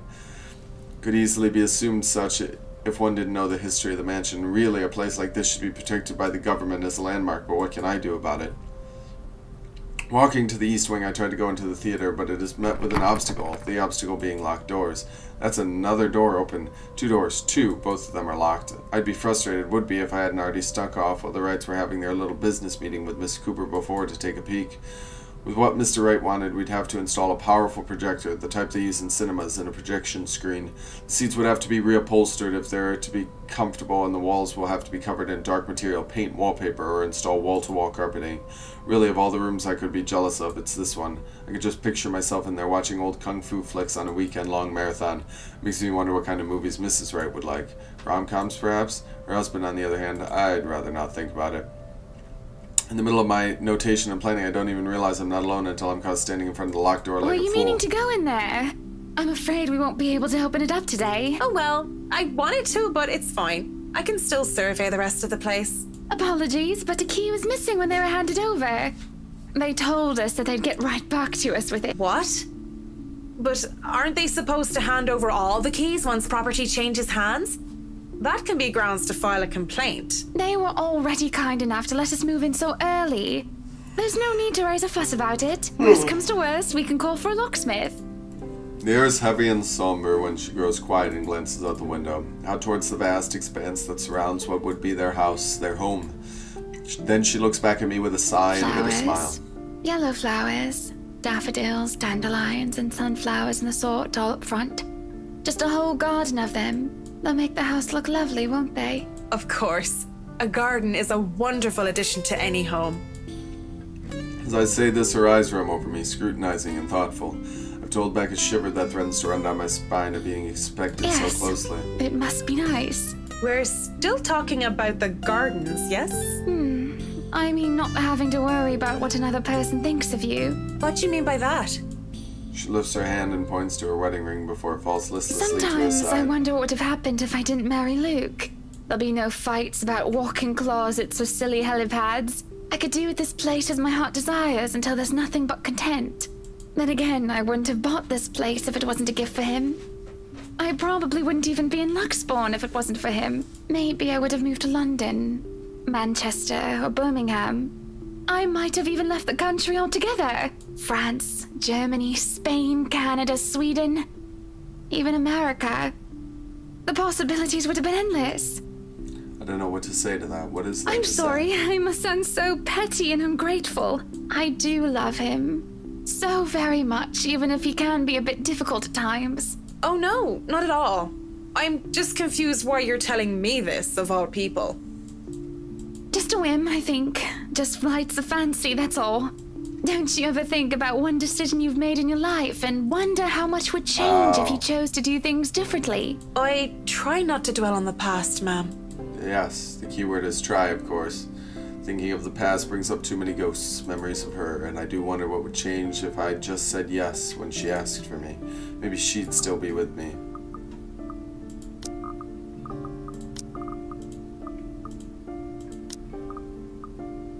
You must have been quite the pair, Mrs. Wright. Hannah Evans and Luke Wright taking Luxbourne by storm. At least, that's what I've heard. It gets a giggle out of her, and can I be blamed if I like the way her eyes crinkled or how she Quite the sounded when she celebrity laughed? couple, according to all the newspapers. Yes, people are salty and quick play. I got tired of it last night and started. Was I playing with you guys? Was I playing with you when I? No, I was playing with Leo.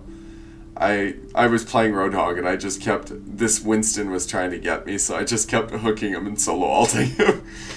I'm gonna have to clip the one part on Twitch because we were on Dorado and it was that little staircase on the right of the third point, and he was standing up top and he was waiting for somebody smaller, and I hooked him into the corner and just sat there and solo ulted him, and he tried to ult to get me out of the way, and the Moira tried to ult to save him, and I just sat there and solo ulted him. It was beautiful. But it wasn't always that way. Father certainly didn't approve of him at first. Why, he told me to stay away from him. Told me that I was too good for him.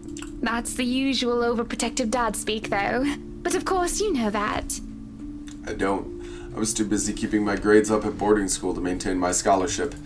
Never mind the fact that I went to an all-girls boarding school, so Father never had any reason to fuss over boys trying to date his little girl.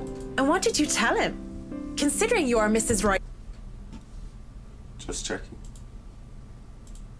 Gotta keep checking. now, you or the mister must have convinced him otherwise. Yes, well, I told him I was my own woman and I could decide who was deserving of me or not on my own. Thank you very much. That never stopped him from making sure Luke couldn't get anywhere near me without an escort and a guard anyway. Though he certainly wasn't that overprotective when I was dating Jack. Maybe your father considered this Jack a more capable man? I doubt it. Jacqueline was nowhere close to being any sort of a role model when we were in college. She was rebellious, reckless, and immature. Everything I wasn't. But she was quite the charming, stunning woman, and I think that made her quite likable. That takes me by surprise a lot more than by the fact that Mr. Wright's father-in-law didn't like him. That much was to be expected, but this? I've nothing against them because that's their thing, though nuns and the priests would say otherwise. Though she wasn't worried about the implications, the rumors that would have arisen about her dating another of the same sex, especially with someone of her social status. You look surprised, Marianne. The first thing anybody needs to know about me is that I go after what I want. Why are your eyes and weird? Okay, when it comes to who now. I love, it doesn't matter to me whether they're man or woman. It's a nice enough sentiment. Still, the thought of this lovely lady before me had once been with another woman. I can feel my cheeks heating up a bit. In panic, thinking they may be red enough for Mrs. Wright to notice. I can't tell, though the coy smile graces her lips. Legs, we called her, because of how often she was running about because of one thing or another. Climbing up walls and... what do they call it now?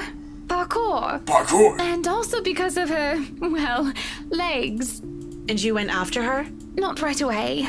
When I first met her, I wanted nothing to do with her. She was so improper and uncouth. Uncouth. Improper. But I slowly realized that didn't mean she was a bad person. On the contrary, she did many a good thing and was always so nice to others. I found myself confused. I couldn't figure out if I wanted to be her or wanted to be with her. So I approached her, told her that I might have fancied her. And your father didn't mind? He must have thought it was my form of rebellion. But he never watched out for Jack as much as he watched out for Luke. If I didn't love my father so much, if he hadn't raised me right, I think I might have told him to bugger off. He's never been more attentive of me than when I started bringing home dates. I'm sure he loved you very much. She laughs once more, a glow about her. I know, she says with a smile. I suppose I've taken too much of your time with my silly stories. You still have much I'm still to looking expect. at that open door in the background. I still have most of this floor, and I'll want a quick run-through of the ground floor again later. I shan't keep you from your work any longer then. Just call me if you need anything. That's I'd like to exactly look what I'll do. around myself. When she turns to leave, she glances back at me before disappearing into the foyer. I look out the window from where she was standing. It's quiet now, that's an open door. Alone with nothing but my thoughts and her. There's a spook. There's a spook about. Finally, some peace and quiet. Thought the old biddy would never leave. It's utter madness, this hearing things. I reckon it's the stress, though I don't know what exactly I'm stressed about. If meeting Mrs. Wright had really thrown me for a loop, I'd be worried. Developing some sort of psychosis or disorder, well, I'd call a doctor, but hopefully it isn't that, not right here and not right now. I mean, it could just be that personal talking cricket, the conscience, so to speak, and I'm only noticing now, though if it is, it isn't very helpful. Pushing the dilemma of voices out of my head, I go back to work, but I can barely make it a few steps before everything tilts and shifts. I don't really stumble, but it feels like I'm being thrown off my feet, and the rest of the world just follows, though my feet stay firmly on the ground, and even if I stay mostly upright, it feels as though I've been heaved and put off balance. Where's the spoop? I have to close my eyes in the hopes of willing a sudden sense of vertigo to go away, but when I open them... well, I don't feel any less sick because of the sight that greets me. If that's the voice of the ghost, that wasn't the voice I was expecting at all. Blood drip from the walls and the ceiling, pooling downwards. A wave of nausea stronger than the last hits me along with an overpowering stench of blood and gore. I want to bolt. The rational part of my head is telling me to flee, and I would have gladly done as it asked if only I didn't hear her. In here, Marion. Come on. I have something to show you. That's what it is. Could have ignored it. Would have ignored it if I only... heard it in my head, but I swear this time it's coming from one of the rooms much further into the study, and I feel compelled to pay attention. I can't just turn around and leave, not when it's her. I don't even think as I follow the sound of her voice. Where's the spooper? Lorraine. Lovely Amanda Lorraine Lasserfiona. She was my friend, the only one that I had at St. Sampson's. I was a scholar at the Charity Case in a school for privileged and prestigious young girls. They all looked down on me if they cared to look at me or acknowledge my presence at all except her. Stop your crying. You know better than to listen to Maeve. Why I gotta teach that butterface a lesson? Butterface. Wait, no, lass! I don't want you getting into trouble with the sisters again! Relax. It's not like I'm going to stomp her and her lackey's arses flat like last time. Come on, let's just go back to our dorm room. I don't want to be on my Tobler while you go get yourself punished. You'll be fine. Gip's there with you. Lorraine was there when I needed her, through my highs and lows. Having her as a friend made being in this strange school, away from my father, all the more tolerable. She saw this poor, helpless girl who was kept down and shunned by everyone else, and being the kind soul she was, she rescued me. So brave, so beautiful. She was something else. I'll eat all the chocolates stashed away in your closet if you go. I can get more. Just don't go complaining to me if you get a tummy ache because of that. Well, you don't want to get detention on a weekend, do you? It's a Friday. We can go to town and have some karaoke. And we can have a go at druids and demons again. You're not going to miss that just because of Maeve, are you? Sometimes I question what I did to deserve a friend like her. In the darkest corners of my mind where traitorous thoughts lurked, I thought she only felt sorry for me. Maybe she was just being a good Samaritan, offering a helping hand. Perhaps I'd been too selfish You to return have the a favor. point. I'll just kick her arse on Monday then. That's not what I mean. I know what you mean, Em. Wait, where are you going? You just told me you wouldn't cause trouble. I still have something to do. Don't worry. It's not like I'm going to burn down her dorm room or something criminal like that. I'm just going to talk to her. Maybe I'll make it so that her room smells like a dog's air biscuit. That'll make it an excellent weekend. I'll see you in a bit, Marianne. Lots of tobblers.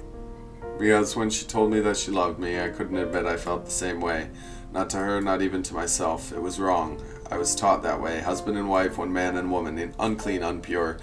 I prayed for her and I, for our sins and for salvation. I wanted to apologize for discarding her feelings so callously. It must have been like a slap to the face for her, but life had gotten in the way. Exams, which were trivial in hindsight now, took top priority. I had to keep my grades up to keep my scholarship for my father. I told myself I would apologize to her when those were over, and I needed to focus first to not let anything distract me.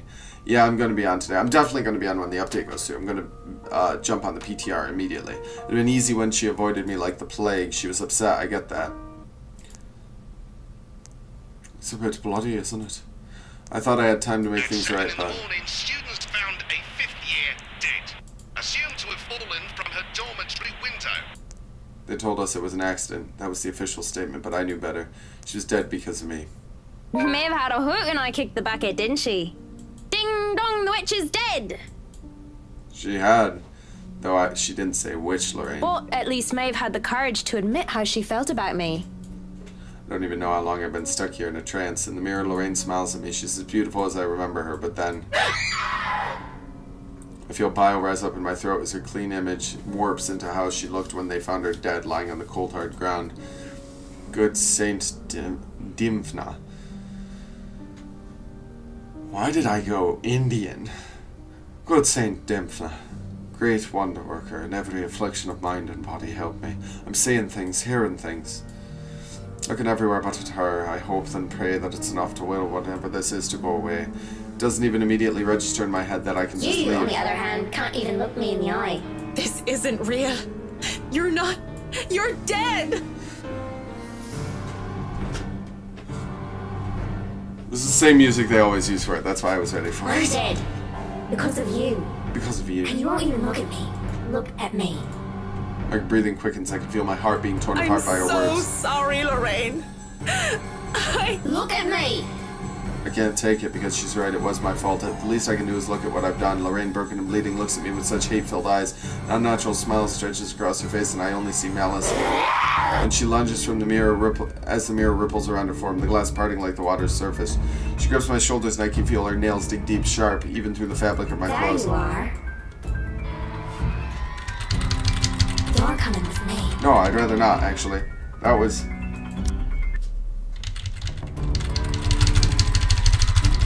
You're coming with Well, come on! I can't... It's so slow. Continue.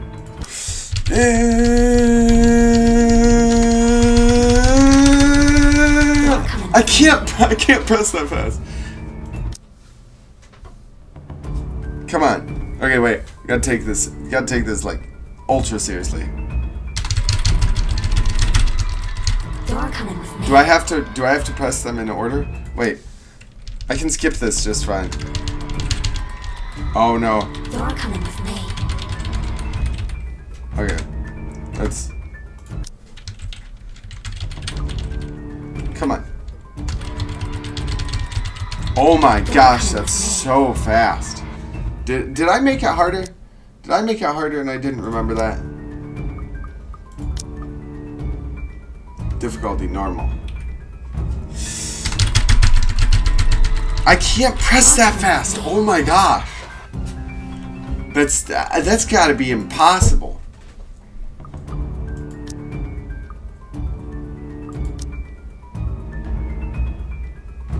I think I'm gonna end up skipping this one. You're coming with me. That's so fast.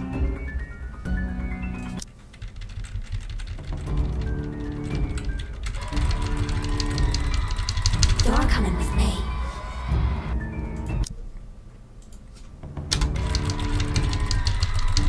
You're coming with me. I'm getting faster, but oh my gosh, this is... You're coming with me. Oh, three quarters. We got this. You're coming with me. Oh my gosh, what did I just do? What did I just do? I just made it borderless windowed, I think. Display. Full screen. Apply. Oh my gosh.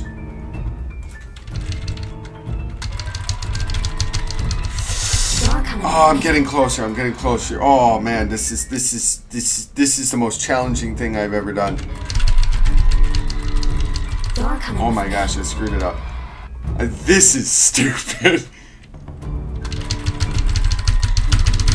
You're coming with me.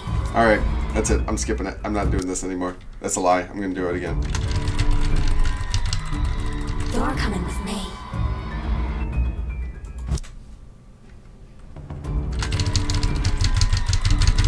You're coming with me. Oh my gosh, I can't actually go any faster, I don't think.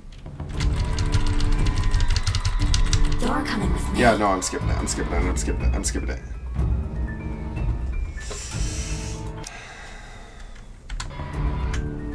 Skipping it. Apologies spill through my lips as tears cloud my vision, but I won't give in to this madness. With every bit of strength I have left, I struggle to get away from her. Fear grips and threatens to choke me. It's also her, she's trying to choke you. I endure, I escape, and without turning back, I stumble out. In my panic, I don't even care to look where I'm going. With one hand on the wall to steady me, I just hobble as fast as I can away from the study. Away from that mirror. Freedom is bittersweet. I'm free from the madness it seems as running out into the hallway reveals it to be a pristine condition. Oh my gosh. What is with me? That means I've turned my back on Lorraine again.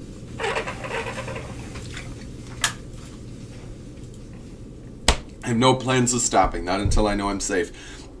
And if that means walking back to Loxburn, as ridiculous as the idea is, then so be it. Someone suddenly grabs hold of me, however, fingers digging deep into my shoulder, and my heart nearly stops when Batty seizes and I nearly scream. Marianne, you look awful. I mean, not awful, but did something happen? Are you alright? Mrs. Wright, Without thinking, I sought comfort, seeing that it wasn't her. It's a sudden impulsive thing to do, and had I been in better condition, I would have even dared doing such a thing. I didn't know what else to do, though I know I shouldn't. Her warmth or scent grounds me. She is intoxicating. Marianne, what's going on? Oh, brother. Oh, you're shaking like a leaf.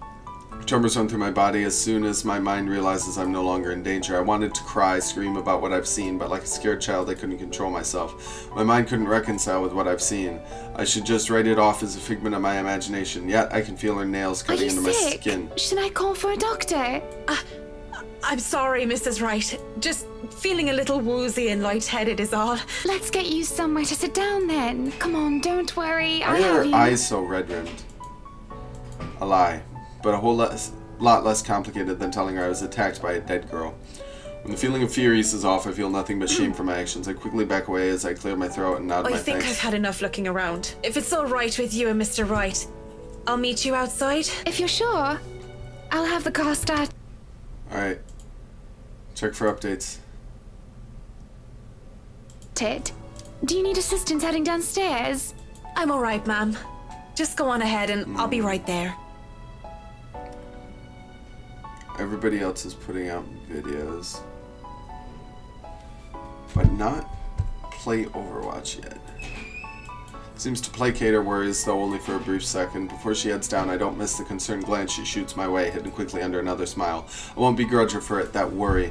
The look on my face must have been strange enough sight on its own. Even I am still reeling from whatever that was. Her voice still whispers in my ears. After all these years, she's still, "No, Marianne," shaking my head of the thoughts. I drag in a breath and follow shortly after Mrs. Wright. Whatever's happened in the past, it's long gone, only memories now, and those are the things I can no longer bring back. It's already dark as we make our way out of the mansion. With no lights, we are only illuminated by the headlamps of the Wright's car and the stars set up above us. The sight of them helps me compose myself much more than several minutes of being alone did. The car's engine is running, yet the two still stand out on the lawn. Mrs. Wright is busy, eyes up to the stars, and Mr. Wright, arms crossed, has his eyes down on the ground. It's the crunch of the grass under my heels that brings their attention to me. About time. What took you so long? A minute longer and I'd think the house swallowed you all up. Oh, hush, Almost dear. did. I'm sure she has her reasons. Marianne doesn't seem the sort to idle. Sorry, I was just checking on something important. See, business is business and they take time, love. You should know that better than anyone. So, Marianne, what do you think?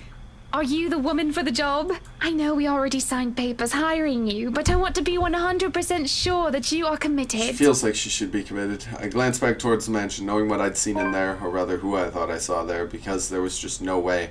Not to mention how I acted towards Mrs. Wright, for God's sake. I should feel the slightest bit hesitant. I was lucky. I've seen enough films to know what happens when a promiscuous woman enters a haunted house. This is my chance to turn it down, to make excuses, say I'm not up to the task, that I need to take care of my old sick father. Just pay the fine, which is probably outrageous for a contract like this, and let it go. I should turn it down, but for some obstinate reason I can't. In the same manner, I haven't let go of her or the regret that shadowed me since that day. Much as I hate to admit it, even to myself, seeing her again, the mischievous glint in her eyes, the loose tendrils of her hair curled around her forehead. It's something I've terribly missed, and now that it's here, almost within arm's reach, my father would tell me sometimes you simply have to go through with it, consequences be darned. And while I really don't have any logical reason to say no.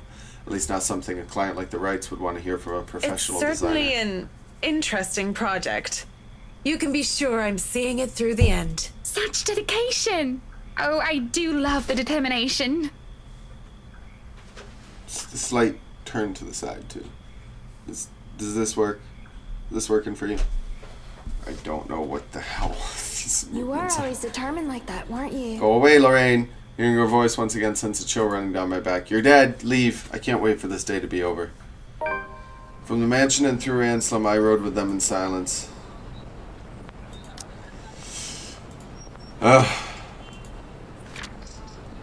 Marianne examined the first floor upon arrival at the mansion. After a small talk with Hannah Wright, Marianne headed for the study. There she saw a ghost from her past reflected in the mirror. Despite that, she gave her word she would see the project through to the end. But as soon as we hit the city proper, I asked to be dropped off and bid them good night.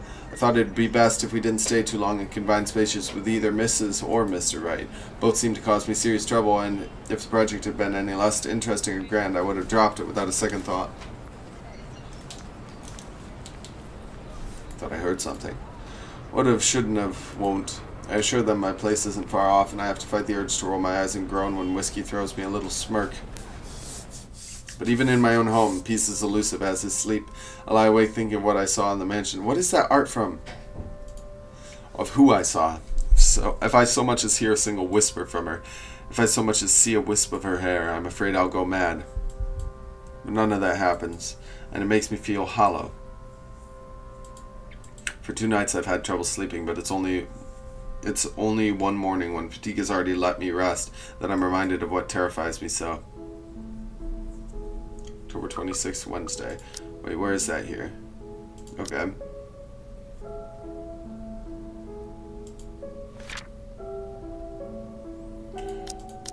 So more than halfway through her story. My restless dreams, I see that mirror, the one in the study, and in it I see her, I see them. Lorraine and Hannah. Hannah and Lorraine. Poor pathetic Marianne. Work, work, work. She'll work herself to death. See, she doesn't listen. That's all she did. That's really weird. Look at what happened to me.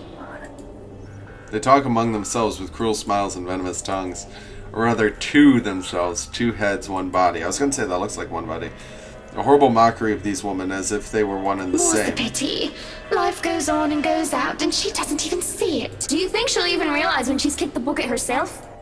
When they say a person has a hard time telling when they're in a dream, it was true often enough. Even with this bizarre sight, even with the obvious implication that this isn't real, I can't help but feel distress. Is that any way to live at all? She might as well be dead. Cruel fate that she is alive and I'm... well... School. Though they speak in each other's ear, tones low and hushed, I can still hear them as clear as day. Their whispers pervade the air, heavy and oppressive. They bury and dig into my head like tiny maggots worming their way into my skull. It's only then they take notice of my presence. Eyes turn towards me and I can feel small under their scrutiny. Caricature smiles etch on their faces, mimicking each other grotesquely. Dude, I've been getting none of them. The only one I got was the Widow Skin, which I'm happy about, but I still need the McCree one. How long have you been standing there, dearie? Come join us, Marianne. We won't bite, unless you ask, that is. Have you been looking at us? Spying? How scandalous. Such a naughty girl. I think the McCree one is the only item I'm missing from this event. I'm sure you were just waiting for something lewd to happen, weren't you? You know she will not admit it. She thinks it wrong. You've said it so yourself. Yes. She thought me wrong, impure, abnormal, because I loved her. Normal. My breath hitches and I open my mouth to protest, but they stop me screeching. Mirror that holds some cracks, lines splintering across the surface. Do not lie. We know the gluttonous thoughts you try to deny, girl. All those desires you bury beneath that sickening guilt. You act the martyr when you turn the bed you lie in into your own hedonistic hell. You are nothing but a tainted soul with filth-stained flesh held together by falsehood and pride. Ready for the jump scare? They look livid, and when it looks like they would lunge, I wake feeling the wind has been knocked out of me.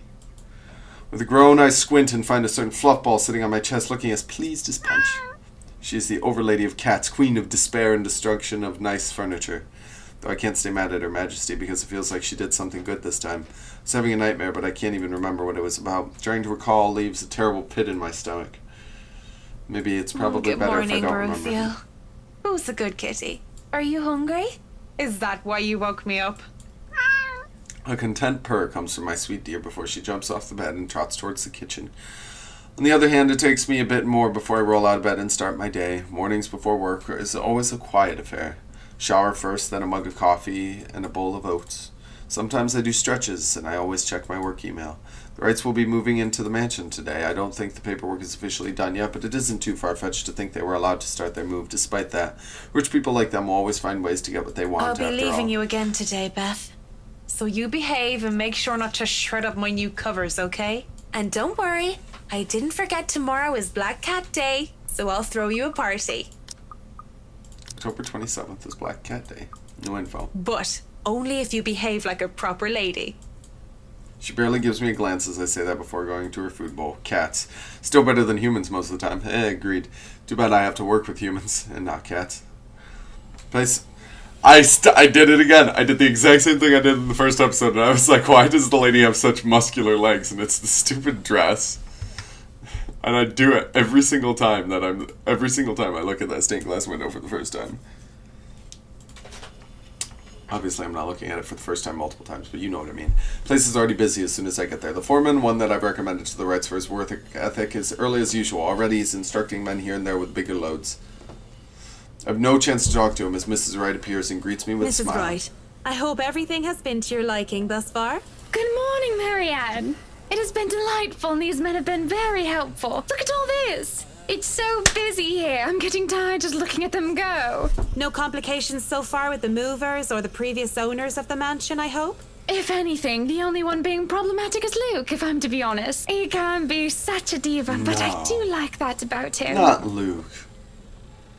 She stops, looking up at the upper landing where Mr. Wright comes through with two other movers in the mirror from the study. Oh, do be careful with that mirror. We wouldn't want anyone getting hurt because of broken glass. Why are you even having it carried around? So he can look at himself while he's moving. Oh? You did say you didn't want the mirror, and I keep getting distracted by it. If I'm going to turn the study into my office, I'd rather not have it there. Where can we put this? Well, you are not putting it in our room. Why don't you go, I don't know, put it in the wine cellar for now? We can figure out if we'll store it in the attic or somewhere else later, yes? You heard her, boys. To the cellar it goes. Mush. Mush. Oh, he said mush this time. The movers bring down the mirror one step at a time, no matter how much the man tells them to hurry. An unsettling feeling grows in my stomach as I see our reflection in the bloody thing, and I look away, not wishing to risk anything. If I see Lorraine's image in the mirror now, I wouldn't know what I'd do. I don't have the luxury of privacy right now, and I'm not going to break down in front of all these people. That was a really disturbing image. That was really well done. As soon as they go into the kitchen, I realize I'm holding my breath. I let out the sigh of relief when I think nobody's looking, and I go back to the task at hand. No, that was really well done. Just a black mirror. But I've only seen one episode of that. It'll be a terribly busy day, and there's no need for me to even think of anything else. I talk with the foreman, fill him in on which room is which. It seems I'm doomed to not get any significant Marianne, work done. dear, have you had breakfast yet? I clicked too fast. When it comes to these particular clients, however. Well, I do believe it would be considered brunch at this hour. Oh, yes, Mrs. Wright, You must join me.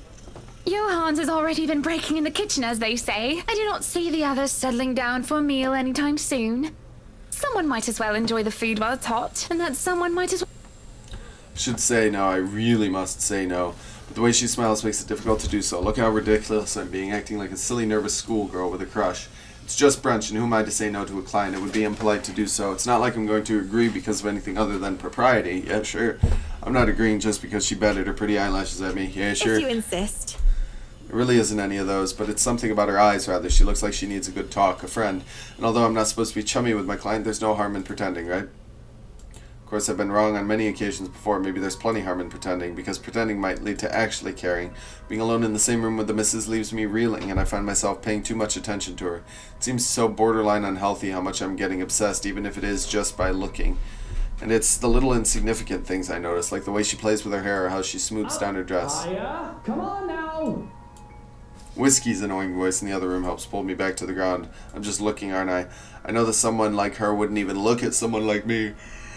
Still, there's some time to turn around this bad decision. I'd really like to thank you for inviting me to breakfast, Mrs. Wright, but I already ate, so I should really go back to work. Nonsense! You arrived so early. You must not have gotten a proper meal. Yeah, this is... Yeah, we've already... Sit! Her concern is sweet, as is her smile, but I'm really not here for idle chit-chat, something I keep forgetting. We're about to start when the food arrives, and it's enough for me to stay, at least until the meal's over. No more, no less, just to be polite. Thankfully, the conversation steers into a topic I'm comfortable with, work. This goes on for a bit, and I can't be more relieved. Most people don't understand calling me a workaholic, but I choose to work in a field I'm enthusiastic about. So what if my career is also my hobby? How have you liked it so far? Oh, it has been wonderful, believe me. Everything is going smoothly too. It has been a long time since I've worked on something on this grand a scale. This is the exact same Nowadays, everyone is about conversation from earlier, condos just and from a flats, different living point in the of view. city where every room is an identical box. Believe me, this is very refreshing. We lived in a condo before this, Marianne. I didn't mean any insult. It's fine, sweetie. Look at you, all frazzled. I was just pulling your leg. Luke wanted that penthouse when we got married, and you can thank him for purchasing this place as well. Wait, doesn't she own the house? I'm pretty sure. I have no business with it, though. It's theirs to hash out, but apparently the momentary confusion has Don't been be visible on my fooled. face. I'm just the treasury. I wouldn't be able to make a purchase this grand without his seal of approval. I see. That's it. That's all you have to say. Yes, what else is there to it? Without warning, this nice friendly chat has devolved into something horrible, something But sad. I really don't know what to say, Mrs. Wright. We were talking of no topic in particular, and Luke. We were talking about Luke. about him not eating breakfast with you. About him treating me as if I were It's some the bang on the treasury. table. Despite my general dislike of the upper class, I sometimes feel pity for them. They may have all this money in the world where material things aren't a problem, but they don't see what they've become, where they've ended up, or what they've done most of the time. They're shut in by their own trap, forced to play along with society's expectations and do anything to stay where they are, and to keep what they have. A world where even people feel or are treated like they're mere possessions. When someone is at the top, the only way for them to go is down. I've worked with many Hannahs and Lukes and Whiskies, but I've never been one of them. I don't pretend to understand their world any deeper than that. I merely understand what I've done and witnessed before. She looks lost, speechless at how she's betrayed herself. My pity for the likes of her returns. But nothing but pity moves me as I speak before she can say anything else that might ruin or break I her. won't speak a word, Mrs. Wright. Not only am I contractually obliged to, it would also go against my principles. not gonna speak This like is that, no though, one hold on. else's business but your own, and it should be kept between the two of you. And whoever you wish to seek counsel from. Please, Marianne. You have to understand. No, I think it's going to be a tank, and I don't know if you saw the picture that they put up on Twitter yesterday, but it's a diagram of her weapon. It's Brigitte. I'm pretty sure it's Brigitte, and it basically looks like a mace that extends into a claw, kind of like Roadhog's hook. But I'm thinking it pulls her towards people instead of pulling other people towards her. These sort of affairs. I'm if pretty sure anyone were she's to a know tank, too. this, they could just twist it and we'll be ruined. All I ask for is your silence on the matter. The way she practically begs me to keep quiet about it is disheartening. I have no plans about speaking about anything I hear, especially if it's of their private affairs, but the way she looks at me, the way she expects some sort of fallout because of this makes my heart Well, I'm clutch. keeping that information confidential as well. It's not like I have any Thank other you. choice, do I? When the last of the food and drink is gone, the door opens Madam, as if I'm the cue. photographer from Luxury Living is here. This was a wonderful meal, Marianne. You're free to return to your duties. I must excuse myself. It was my pleasure, and thank you for the food as well. She stands up and leave, and all I want to do is reassure her again to prove I'm someone she can trust.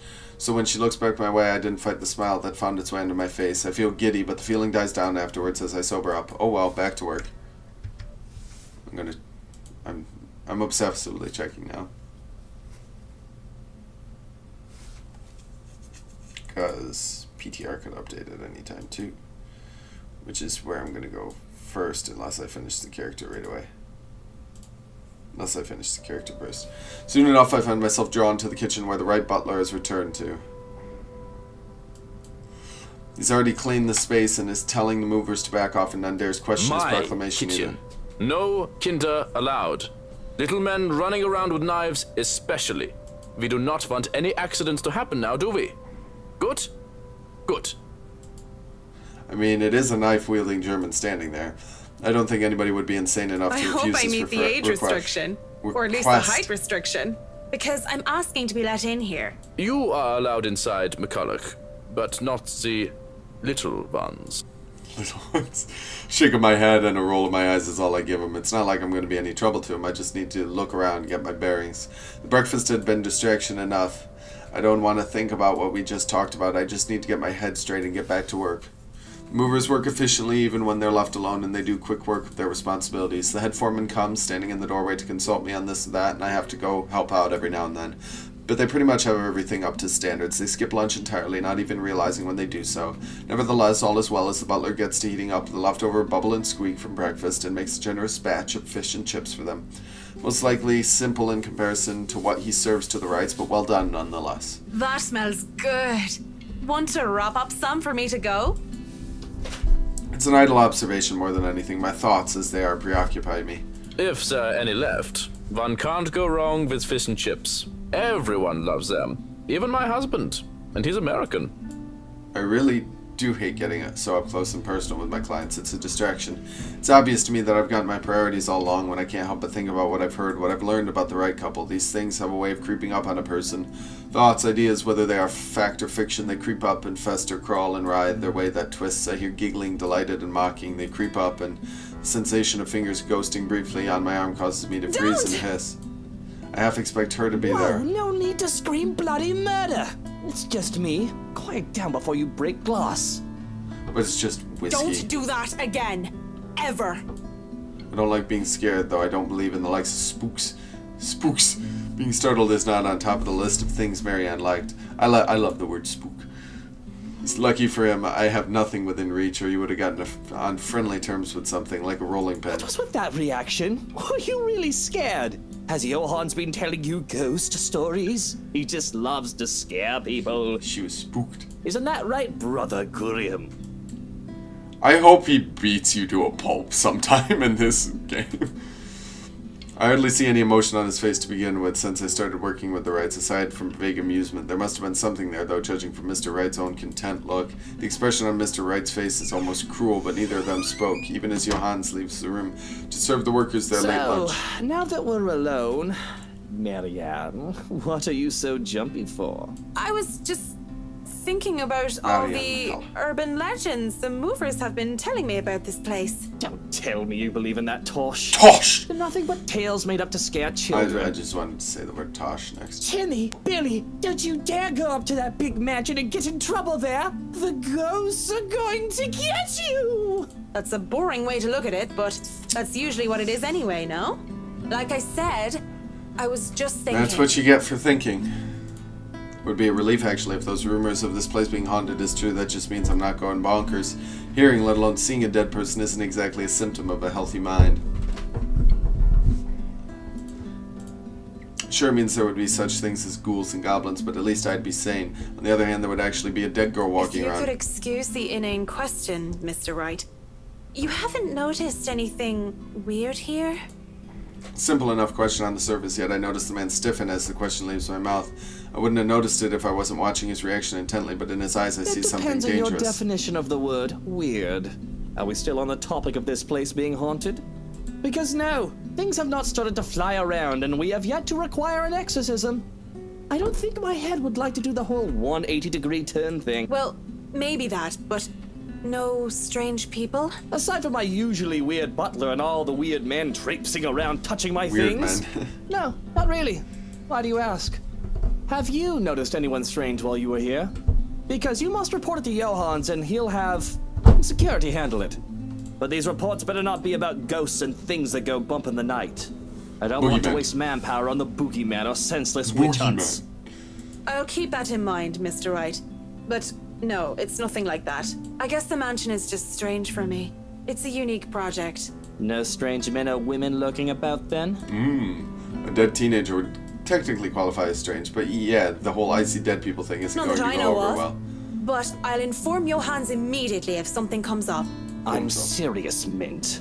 You see anything, anyone suspicious, and you report it. Immediately. I think that goes without saying. The concern he have on the talk of security is quickly gone. His arrogant smug smirk returns, if a bit subdued. Whatever smarmy remark or innuendo he has at the ready never comes, though his voices from the dining hall ring out. Nah, I just freelance mostly. For magazines, newspapers, and events. It's fun and it puts food on the table, but at least not all the time. That would be the magazine photographer, I presume. As always, Miss Wright talks in such a kind and cheery fashion, no matter who she's talking with. Certainly puts people at ease around her. It sounds like it's working on the photographer, too. Hearing them, though, seems to put Mr. Wright in a sour mood, at least if his small scowl is anything to go by. Hey, are you alright there, Whiskey? You're looking like you need a serious drink. What is it that you want to do then? Film. Documentaries mostly. But cinematography is a lot more difficult than photography, right? I was working on the thing, actually. I'm fine. Just a bit winded from all that moving about. It's been a long day. And the day's not over yet. So if you can excuse the bluntness, you either shape up to help or ship out back to your room and let us do the rest of the work. He hesitates, eyes locked firmly on the door that led to the dining hall. Even now we can still hear as Mrs. Wright and the photographer chit-chat between shots. Not my place to say this, but she really does seem to care a lot about you, you know? There's no need to remind me of that. A strange smile appears on his face before he shuts his eyes Tell and the sighs. workers that you're all dismissed early. That's nice and all, Whiskey. But we really shouldn't just take off. Delays aren't a good thing when it comes to big projects like these. The sooner we tackle certain issues, the better. And I trust you can take care of these issues another day. Don't make me ask again, Mint. Just tell the others they can go home early. And to not worry, they'll still get paid the remaining hours. I don't know what prompted this. With the air he's putting on, though, I know better than to meddle and prod further. Besides... Fine. You're the boss. Walking out of the kitchen, I just accept the fact that whatever he says will go well under his roof. Mrs. Wright and the photographer are still far too busy in the conversation to notice me even as I make my way through the dining hall.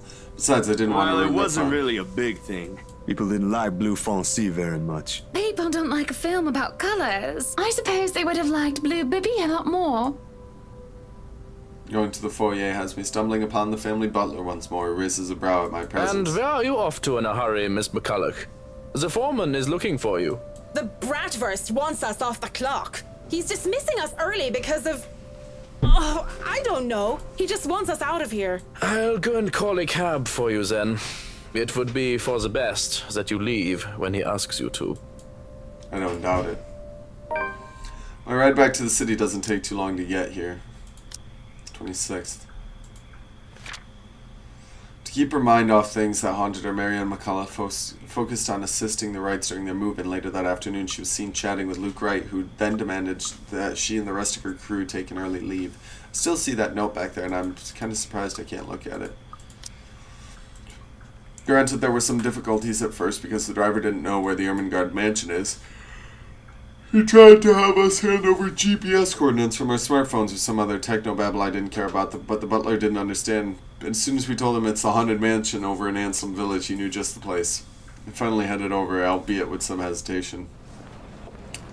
All the way back to the city, the driver kept complaining about the place giving him the willies. It gave me the willies too. I would have loved to snap at him. But as soon as the thought occurs to me, another blossoms at the forefront of my mind, one that has somehow bothered me greatly more than my exasperation over whiskey and this project or wanting it all to stop. There's been no more Lorraine whispering over my ears today. Worse, I find myself searching for her. Loose ends, bloody loose ends everywhere. I thought I've already moved past this years ago, and it does nothing to help me curb my frustration. If anything, it only ensures that I want a stiff drink. Where else do I go to drink? Tuesdays are for karaoke, and Wednesdays improv. Usually it's these four guys who did hilarious games. The one with the Irish drinking songs are usually the crowd favorite. Though I love a good laugh, stand-up comedy isn't my thing, and without Cam or Haruna or any other distractions, I end up drinking a lot more this time. And when there's several bottles of beer in me, I get really embarrassing. G! Psst! G, come over here. I need you for something. It's a good thing that the bartender is a nice fella. I'd probably have been kicked out of other places by now or worse. If push comes to shove, all he would do is give me an easy smile and a shake of his head, even when he's attending to other customers. Just like Give me a moment, will ya? I gotta go check on her.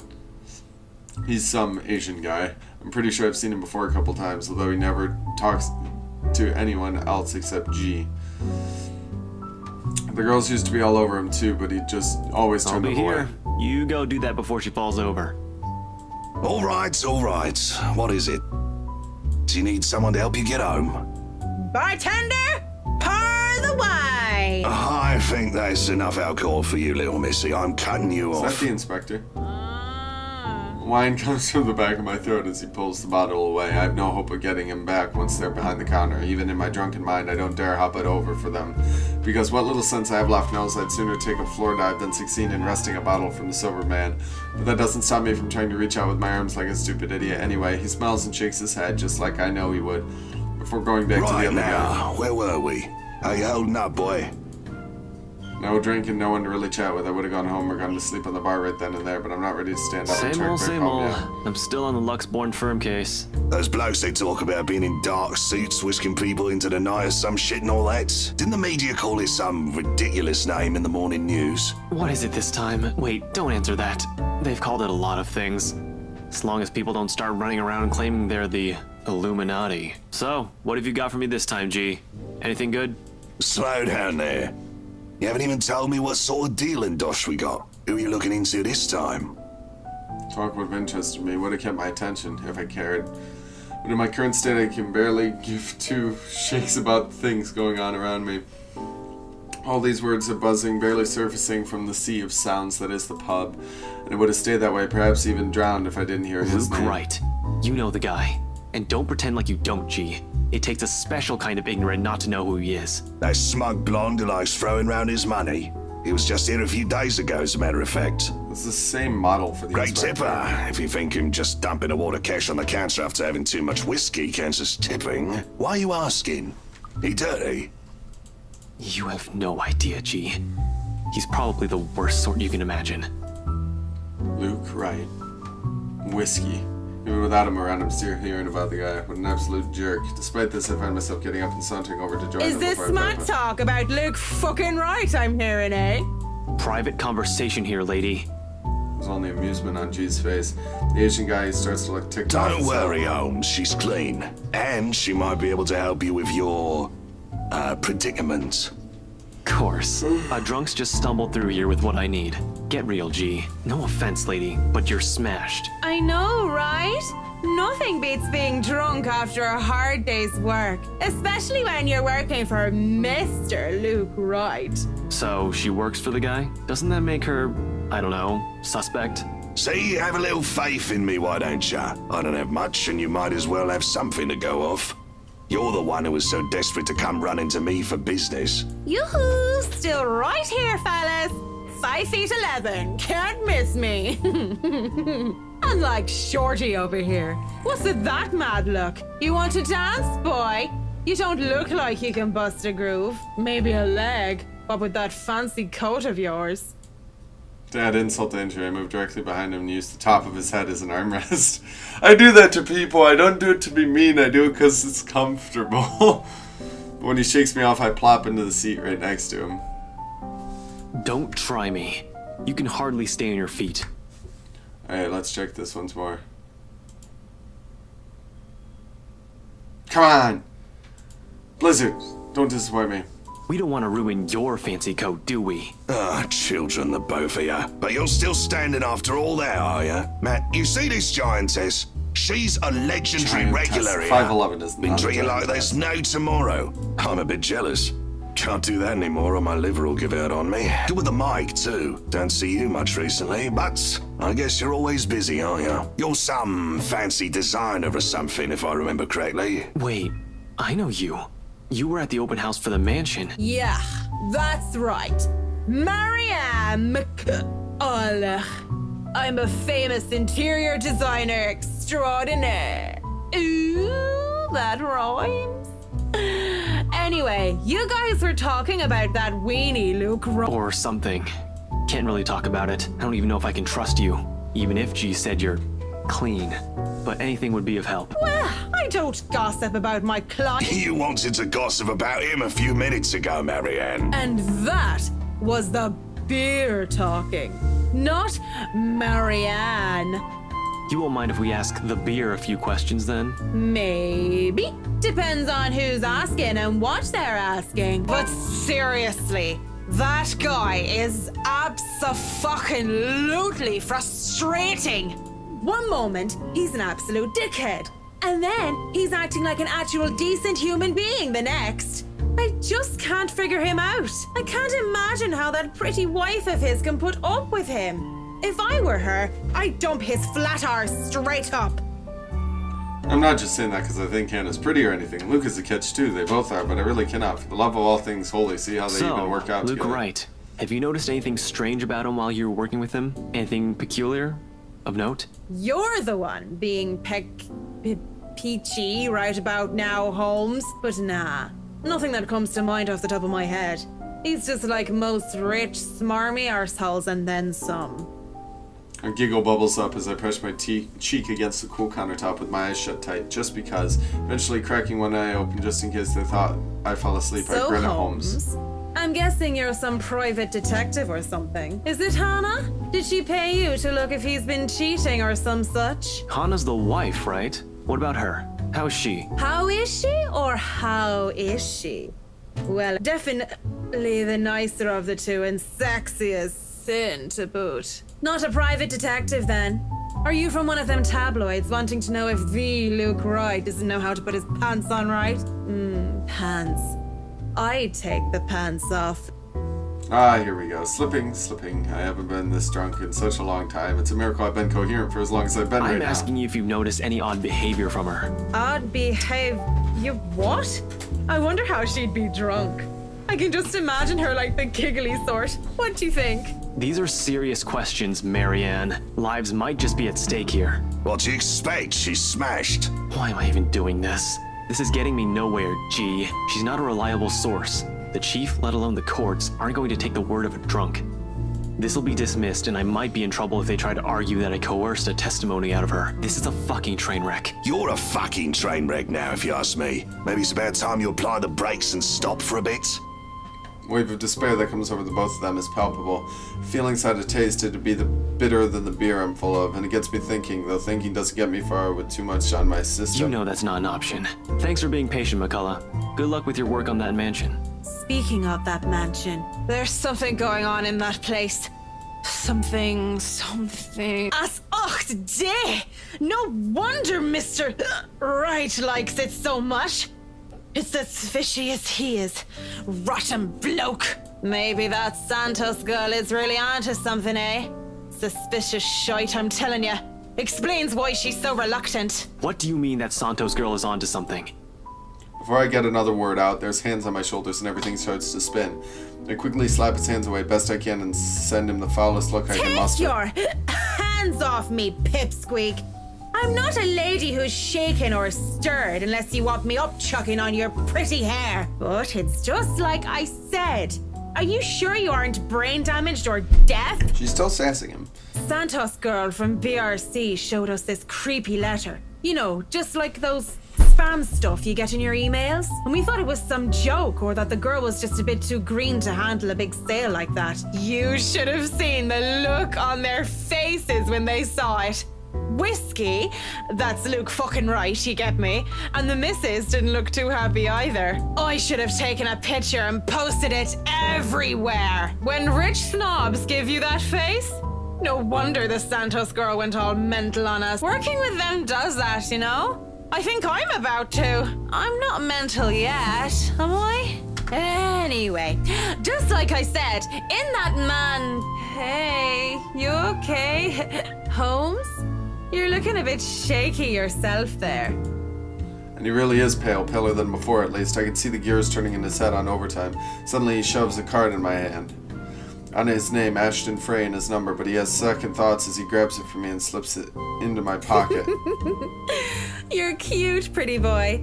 But I prefer blondies. Well, you're not exactly my type either, lady. But listen to me. If something comes up, don't do anything rash. If you think you're in danger or if you see anything suspicious, call me and the authorities as soon as possible. Becca's next, then Ashton. You understand me? That's 99... I know what the damn emergency number is. Right, 999. Good. Anyway, I have to run. See you, G. The guy is quick on his feet and up and at him as soon as the numbers leave his lips.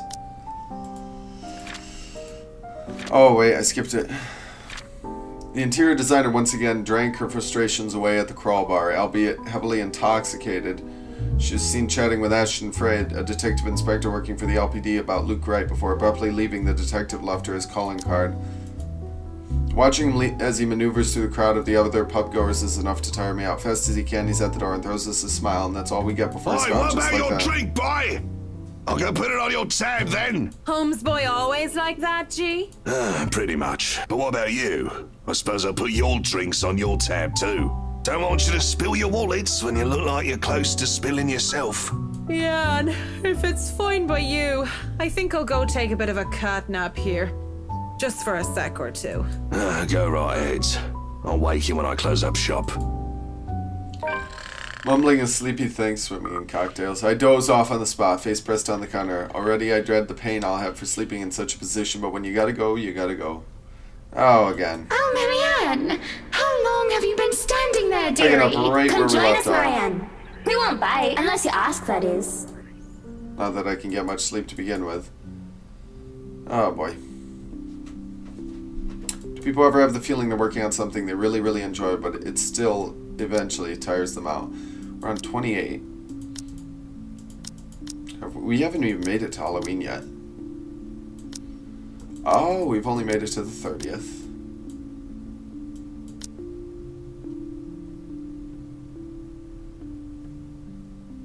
Housewarming party. Okay. Because honestly, I've been feeling You like have this. certainly exceeded expectations, Marianne. Though moments like these make all the hard work worth it, definitely. Well, I can't take all of the credit.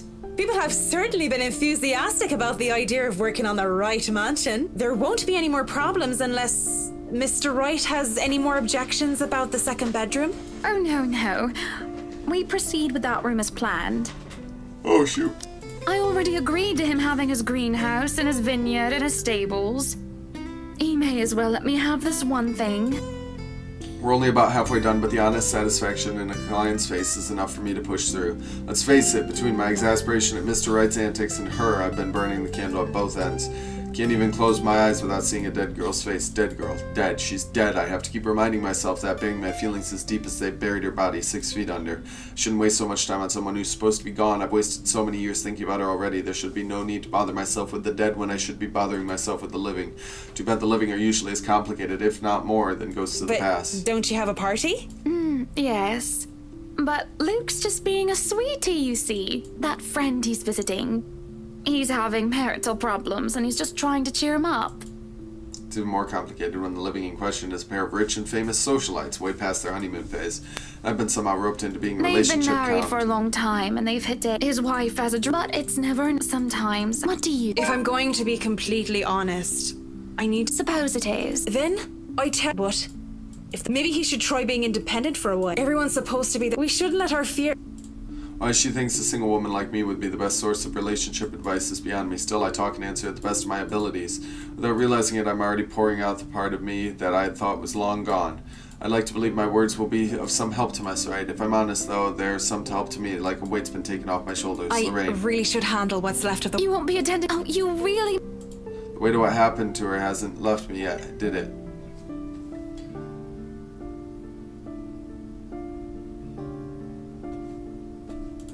Maybe. I'll try to stay in chat.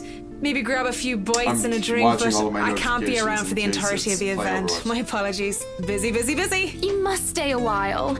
I'd love for you to meet some of my friends, and they're ever so excited to meet you. You need to say hello to the Lees, at least. If it wasn't for them, I'd never even heard of you. Maybe it's about time We'll I see. changed that. So, if I can be excused? Certainly. You'll have to excuse me as well, because believe me, Though I shouldn't dwell on the dead, I shouldn't just callously forget about them too. Saying that I have work left to do is an easy enough excuse to make. I know how other people see me. They see someone so obsessed with her craft that she would easily miss things like a party for it.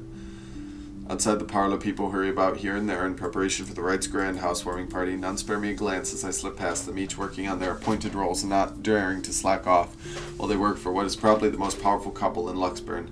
I make it to the kitchen with ease, the wine cellar being my final destination, but when a great task ever simple, probably never. This is a great task, isn't it? My greatest one yet, that's worthy of being called a quest. I'm not acting as Marianne McCullough, the professional interior designer, when I chose to lie about being too busy for a party. I'm Marianne McCullough, the lawful, neutral cleric with 9 points in wisdom and 8 in charisma. Just thinking of it makes it a little bit cheesy, but it helps with the fear. It helps overcome the insane thoughts that I'm actively seeking out something that has been plaguing me for years. I might face my worst nightmare, or I might see nothing and find my self-imagined grand thing. Who would have thought the gatekeeper to my final quest would be someone I thought would be a valuable Schnell, hurry ally? up, you snails. We are on a deadline and you are wasting my time.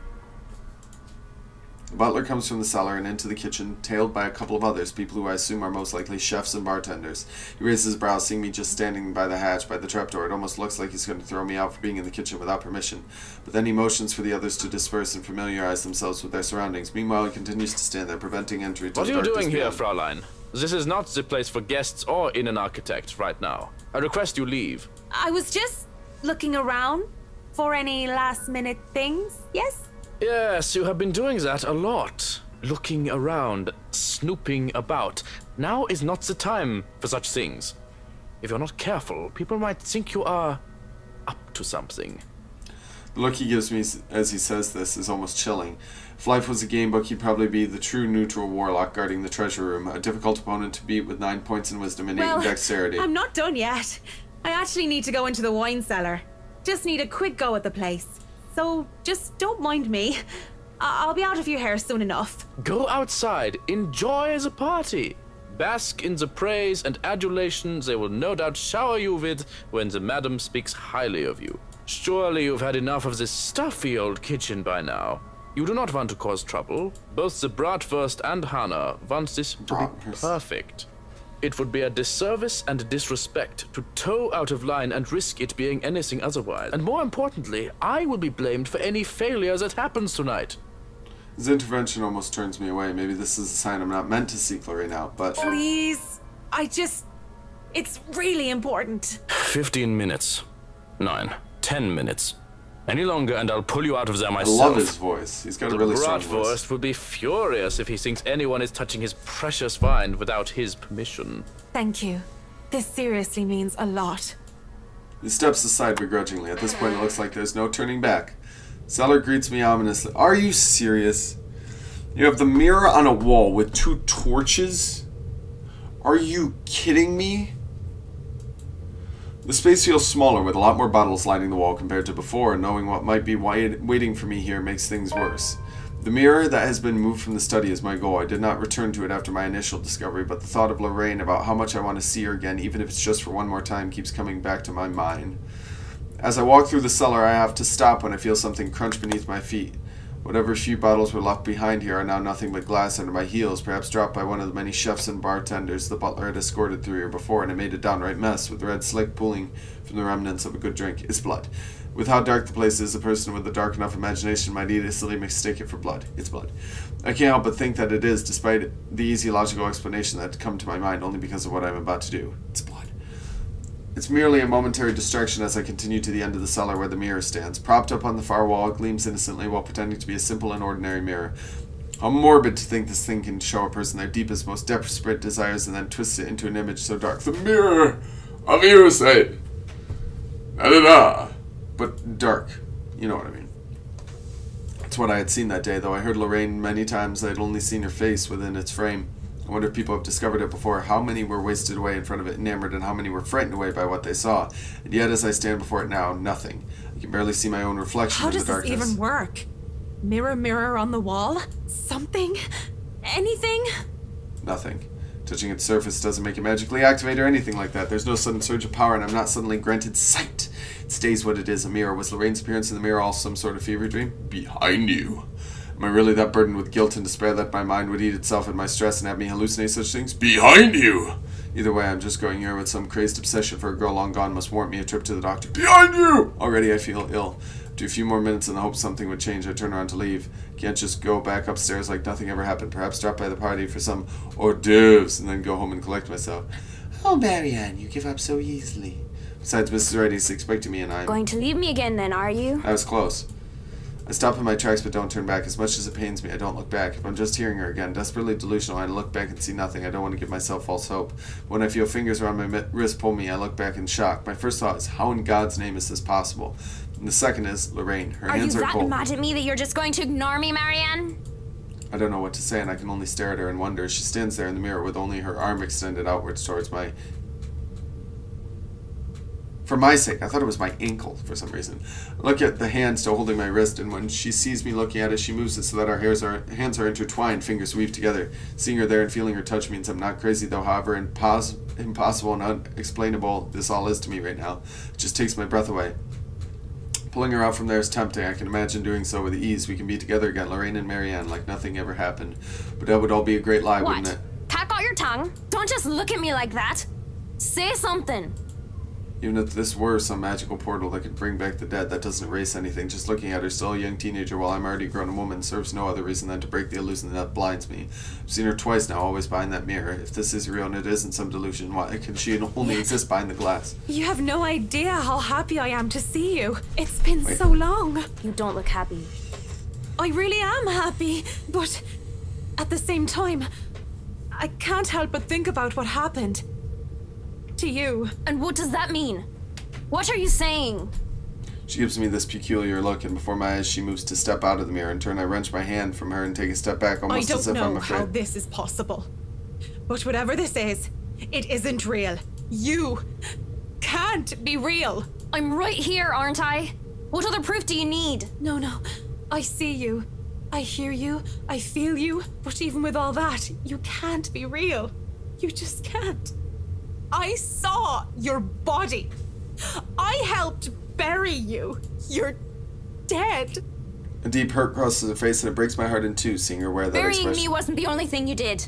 Don't you dare lie. But I'm going to be the bigger woman, aren't I? Let bygones be bygones. I'll forgive you. As long as you stay with me, Marianne. That's why you came down here, right? To find me? That was the plan. That's that smile. Came down here looking for her for closure, but this isn't closure. This is something else entirely. I didn't think I'd be forced to make such a choice. I'm not going to stay, because that's stupid. Closure. That's all I came here for. Whatever this is, it might as well just be a devil's trick, and I might as well make some use of it, right? I say nothing at first for fear of angering whatever it is. I take Lorraine's hand, bring it up to my lips, pressing a kiss to her knuckles.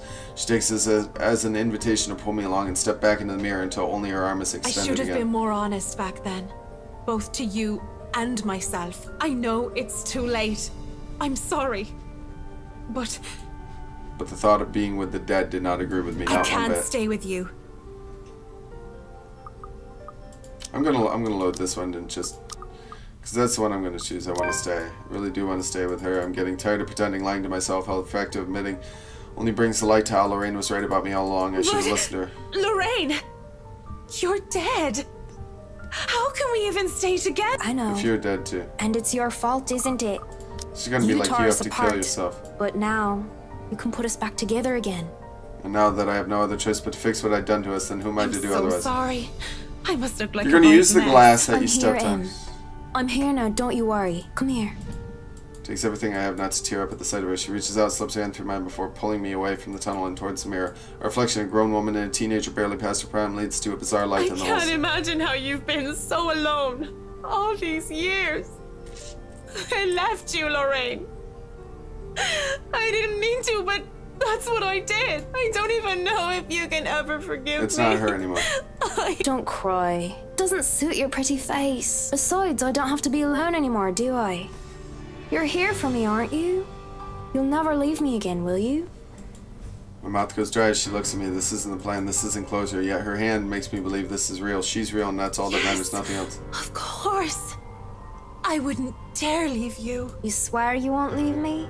I swear to God, I won't, Lorraine. Though her smile remains, I can only describe her expression as sad. She walks around until she stands just behind me and wraps her arms around my waist. I nearly crumble with how I'm in her arms once more.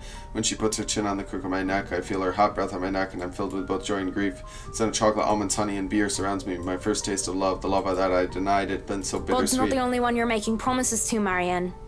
Swear it to me. Or, even better, prove it to me. I'll stay forever with you, Lorraine. I swear it to you. How do I... Simple. She presses something in my hand. It's a piece of glass. Yeah, You join. I called it. Die for me. Lorraine! How can I do There's such no thing? need to be scared. But that's the only way I can forgive you. Oh shoot! Oh no! I called it. I didn't think they were going to do that much. Jeepers! Holy smokes! That was rather graphic. Hey! That means you're doing well, bud. Holy smokes! That was very graphic. Like I don't mind it, but that's a bit much. Devil's strike, yada yada yada I yada. know I can't. So, that's it, isn't All these...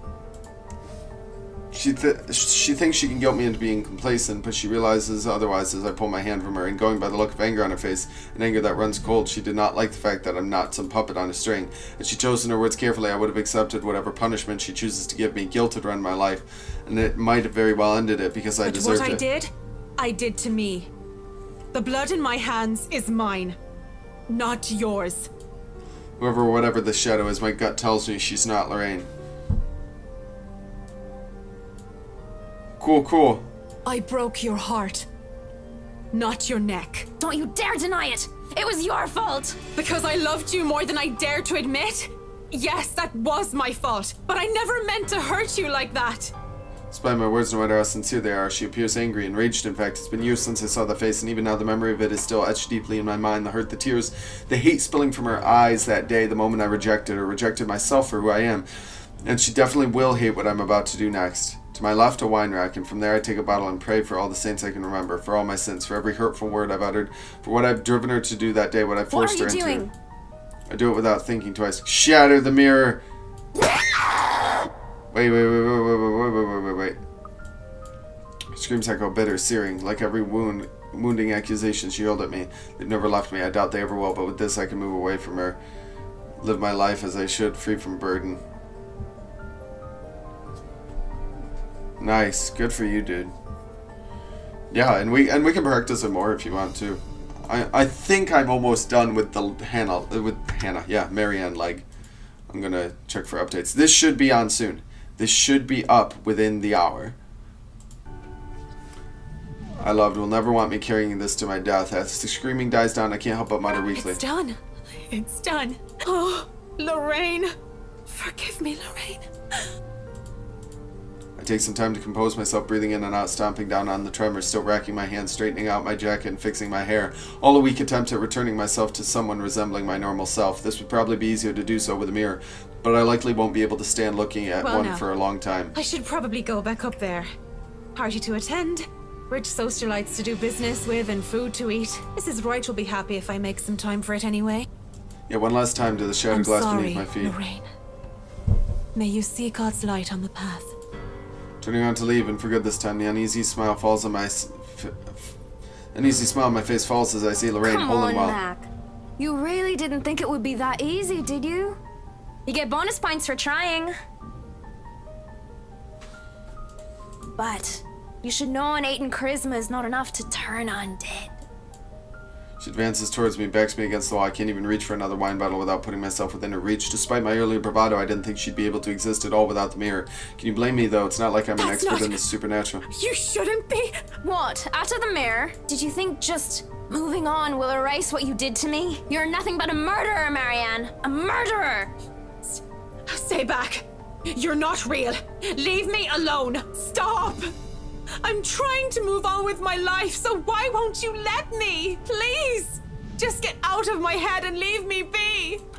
I try to find the exit when there's a click. The next thing I know, I'm falling back into darkness. Fall on my back and the door slammed shut behind me. Did we find a prison? Awesome! Oh, hello. Desperate to deal with painful past, Marianne McCullough excused herself from attending the housewarming party to search for Amy Lorraine within the mansion. Seeing her ghost in the wine cellar, however, realization hit her and she finally let go. On the other side of the wall, some sort of secret passage, perhaps an underground tunnel, has me wary and frightened. It also proves that the oddities of the mansion's floor plans are a lot more than just little discrepancies. See, I don't like pasta. Everyone else likes pasta. I don't like pasta. I'm okay with mac and cheese sometimes, but that's it. I expect Lorraine to jump at me from the darkness at any time. A breeze blowing through the tunnel has me relieved, though. The idea there's still a way to escape should happen. That is better than being trapped underground with only God knows what that was. A funny thought comes to mind as I start walking to where the exit might be. Think about how Mrs. Wright would be so disappointed if I didn't show up to the party. I imagine how furious Mr. Wright would be for breaking one of his wine bottles. Even Johan's reaction comes to mind, although I don't really know with that guy. One thing's for sure, that I would be calling Cam and Haruna for a drink. Ham and Karuna, yeah, that too, as soon as I get out of here. The noise has me wary. Ghastly thin corpse of a woman leans against the wall. Her arms and limbs, almost every inch of her body, is peppered with wounds and rotting flesh. And it is then the putrid smell of blood and gore hits me, making it so I don't even question how I missed it in the first place. How long has this been here? Oh, that smell. Oh, you're a nasty one, aren't you? Boo. I flinch as the thing twitches. Boo. As soon as it opens my eyes and looks at me with that smile, there's nothing in my mind but horror and spooks.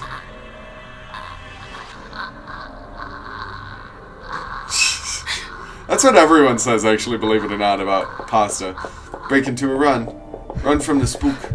Try to keep running, no matter how much my legs scream at me to stop. I keep going, even when I look back and see nothing of her anymore, because I can still hear her, the scampering of her feet, the words she tries to form in her bloodied mouth, and the painful sounds of bones grinding against each other as she moves closer and closer to me. How long are these damn tunnels? Not this long. There's a split second where I know that thing is right behind me, a strange sensation creeping over my limbs when her presence looms over me, and then suddenly, boom! I can't do anything before I'm yanked by the hair and pulled back. Still, I struggle up until I'm thrown to the side like some rag doll. I hit the ground on my side. The musty smell of old hay that reaches me is my only indication I'm still alive. Please don't hurt me. My body hurts and I keep my eyes tight shut, afraid of what might happen next. Are you really afraid of little old me? There's only dread seeing she's followed me even here. She looms over me, backs me further into the cell I was thrown in. It's so cold. I don't want to be alone, Marianne. Why She's would gonna you lock stay her with in. me? Why would you leave me? Why? She's gonna lock her in. What are you? Rain turns and shifts into that thing from before. Yeah, she's locked in. Is that a camera? And with that some gruesome grin, it takes a step forward towards the cell, towards me.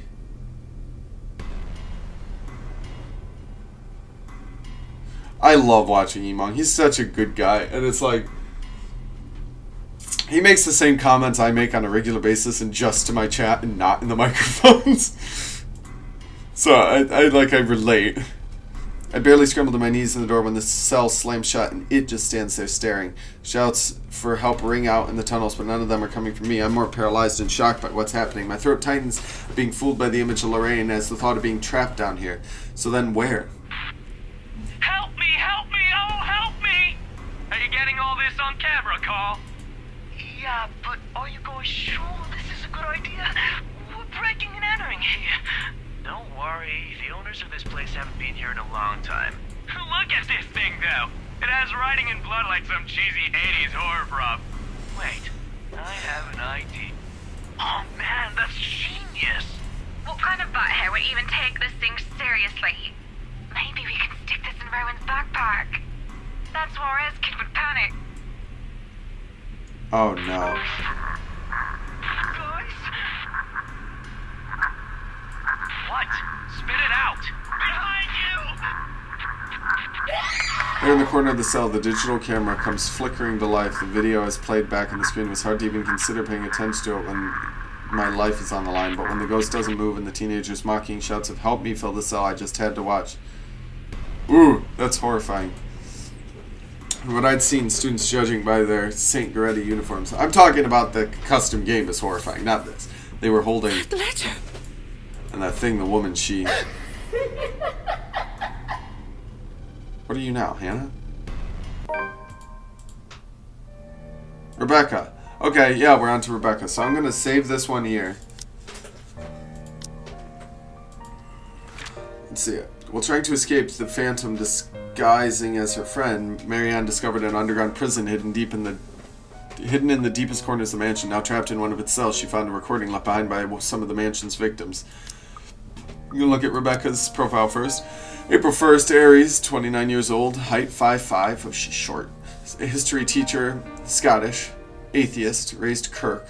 Don't know what that means. Master's degree in education, major in European history, stovies, reading in the library, going to the gym, cycling and jogging, lacrosse, lesson plans. Ooh, lacrosse.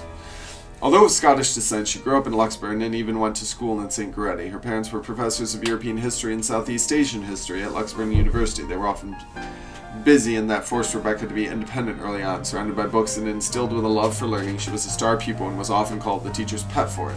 Her passion for academics leading to a career in industry was to be expected of her. She came out of her shell in her high school years and started becoming the Spitfire she now is. Before then, Ashton was her only friend, though she found him aggravating at first. Independent and used to taking care of others, it was no surprise when she helped out the young foreigner who moves in next door. Alright. I'm gonna save. That's gonna be it for the letter. I'm going to stop the stream. I'm gonna reboot it for Overwatch just so that I can so that I have them separate. Okay, so I'll see you in a second.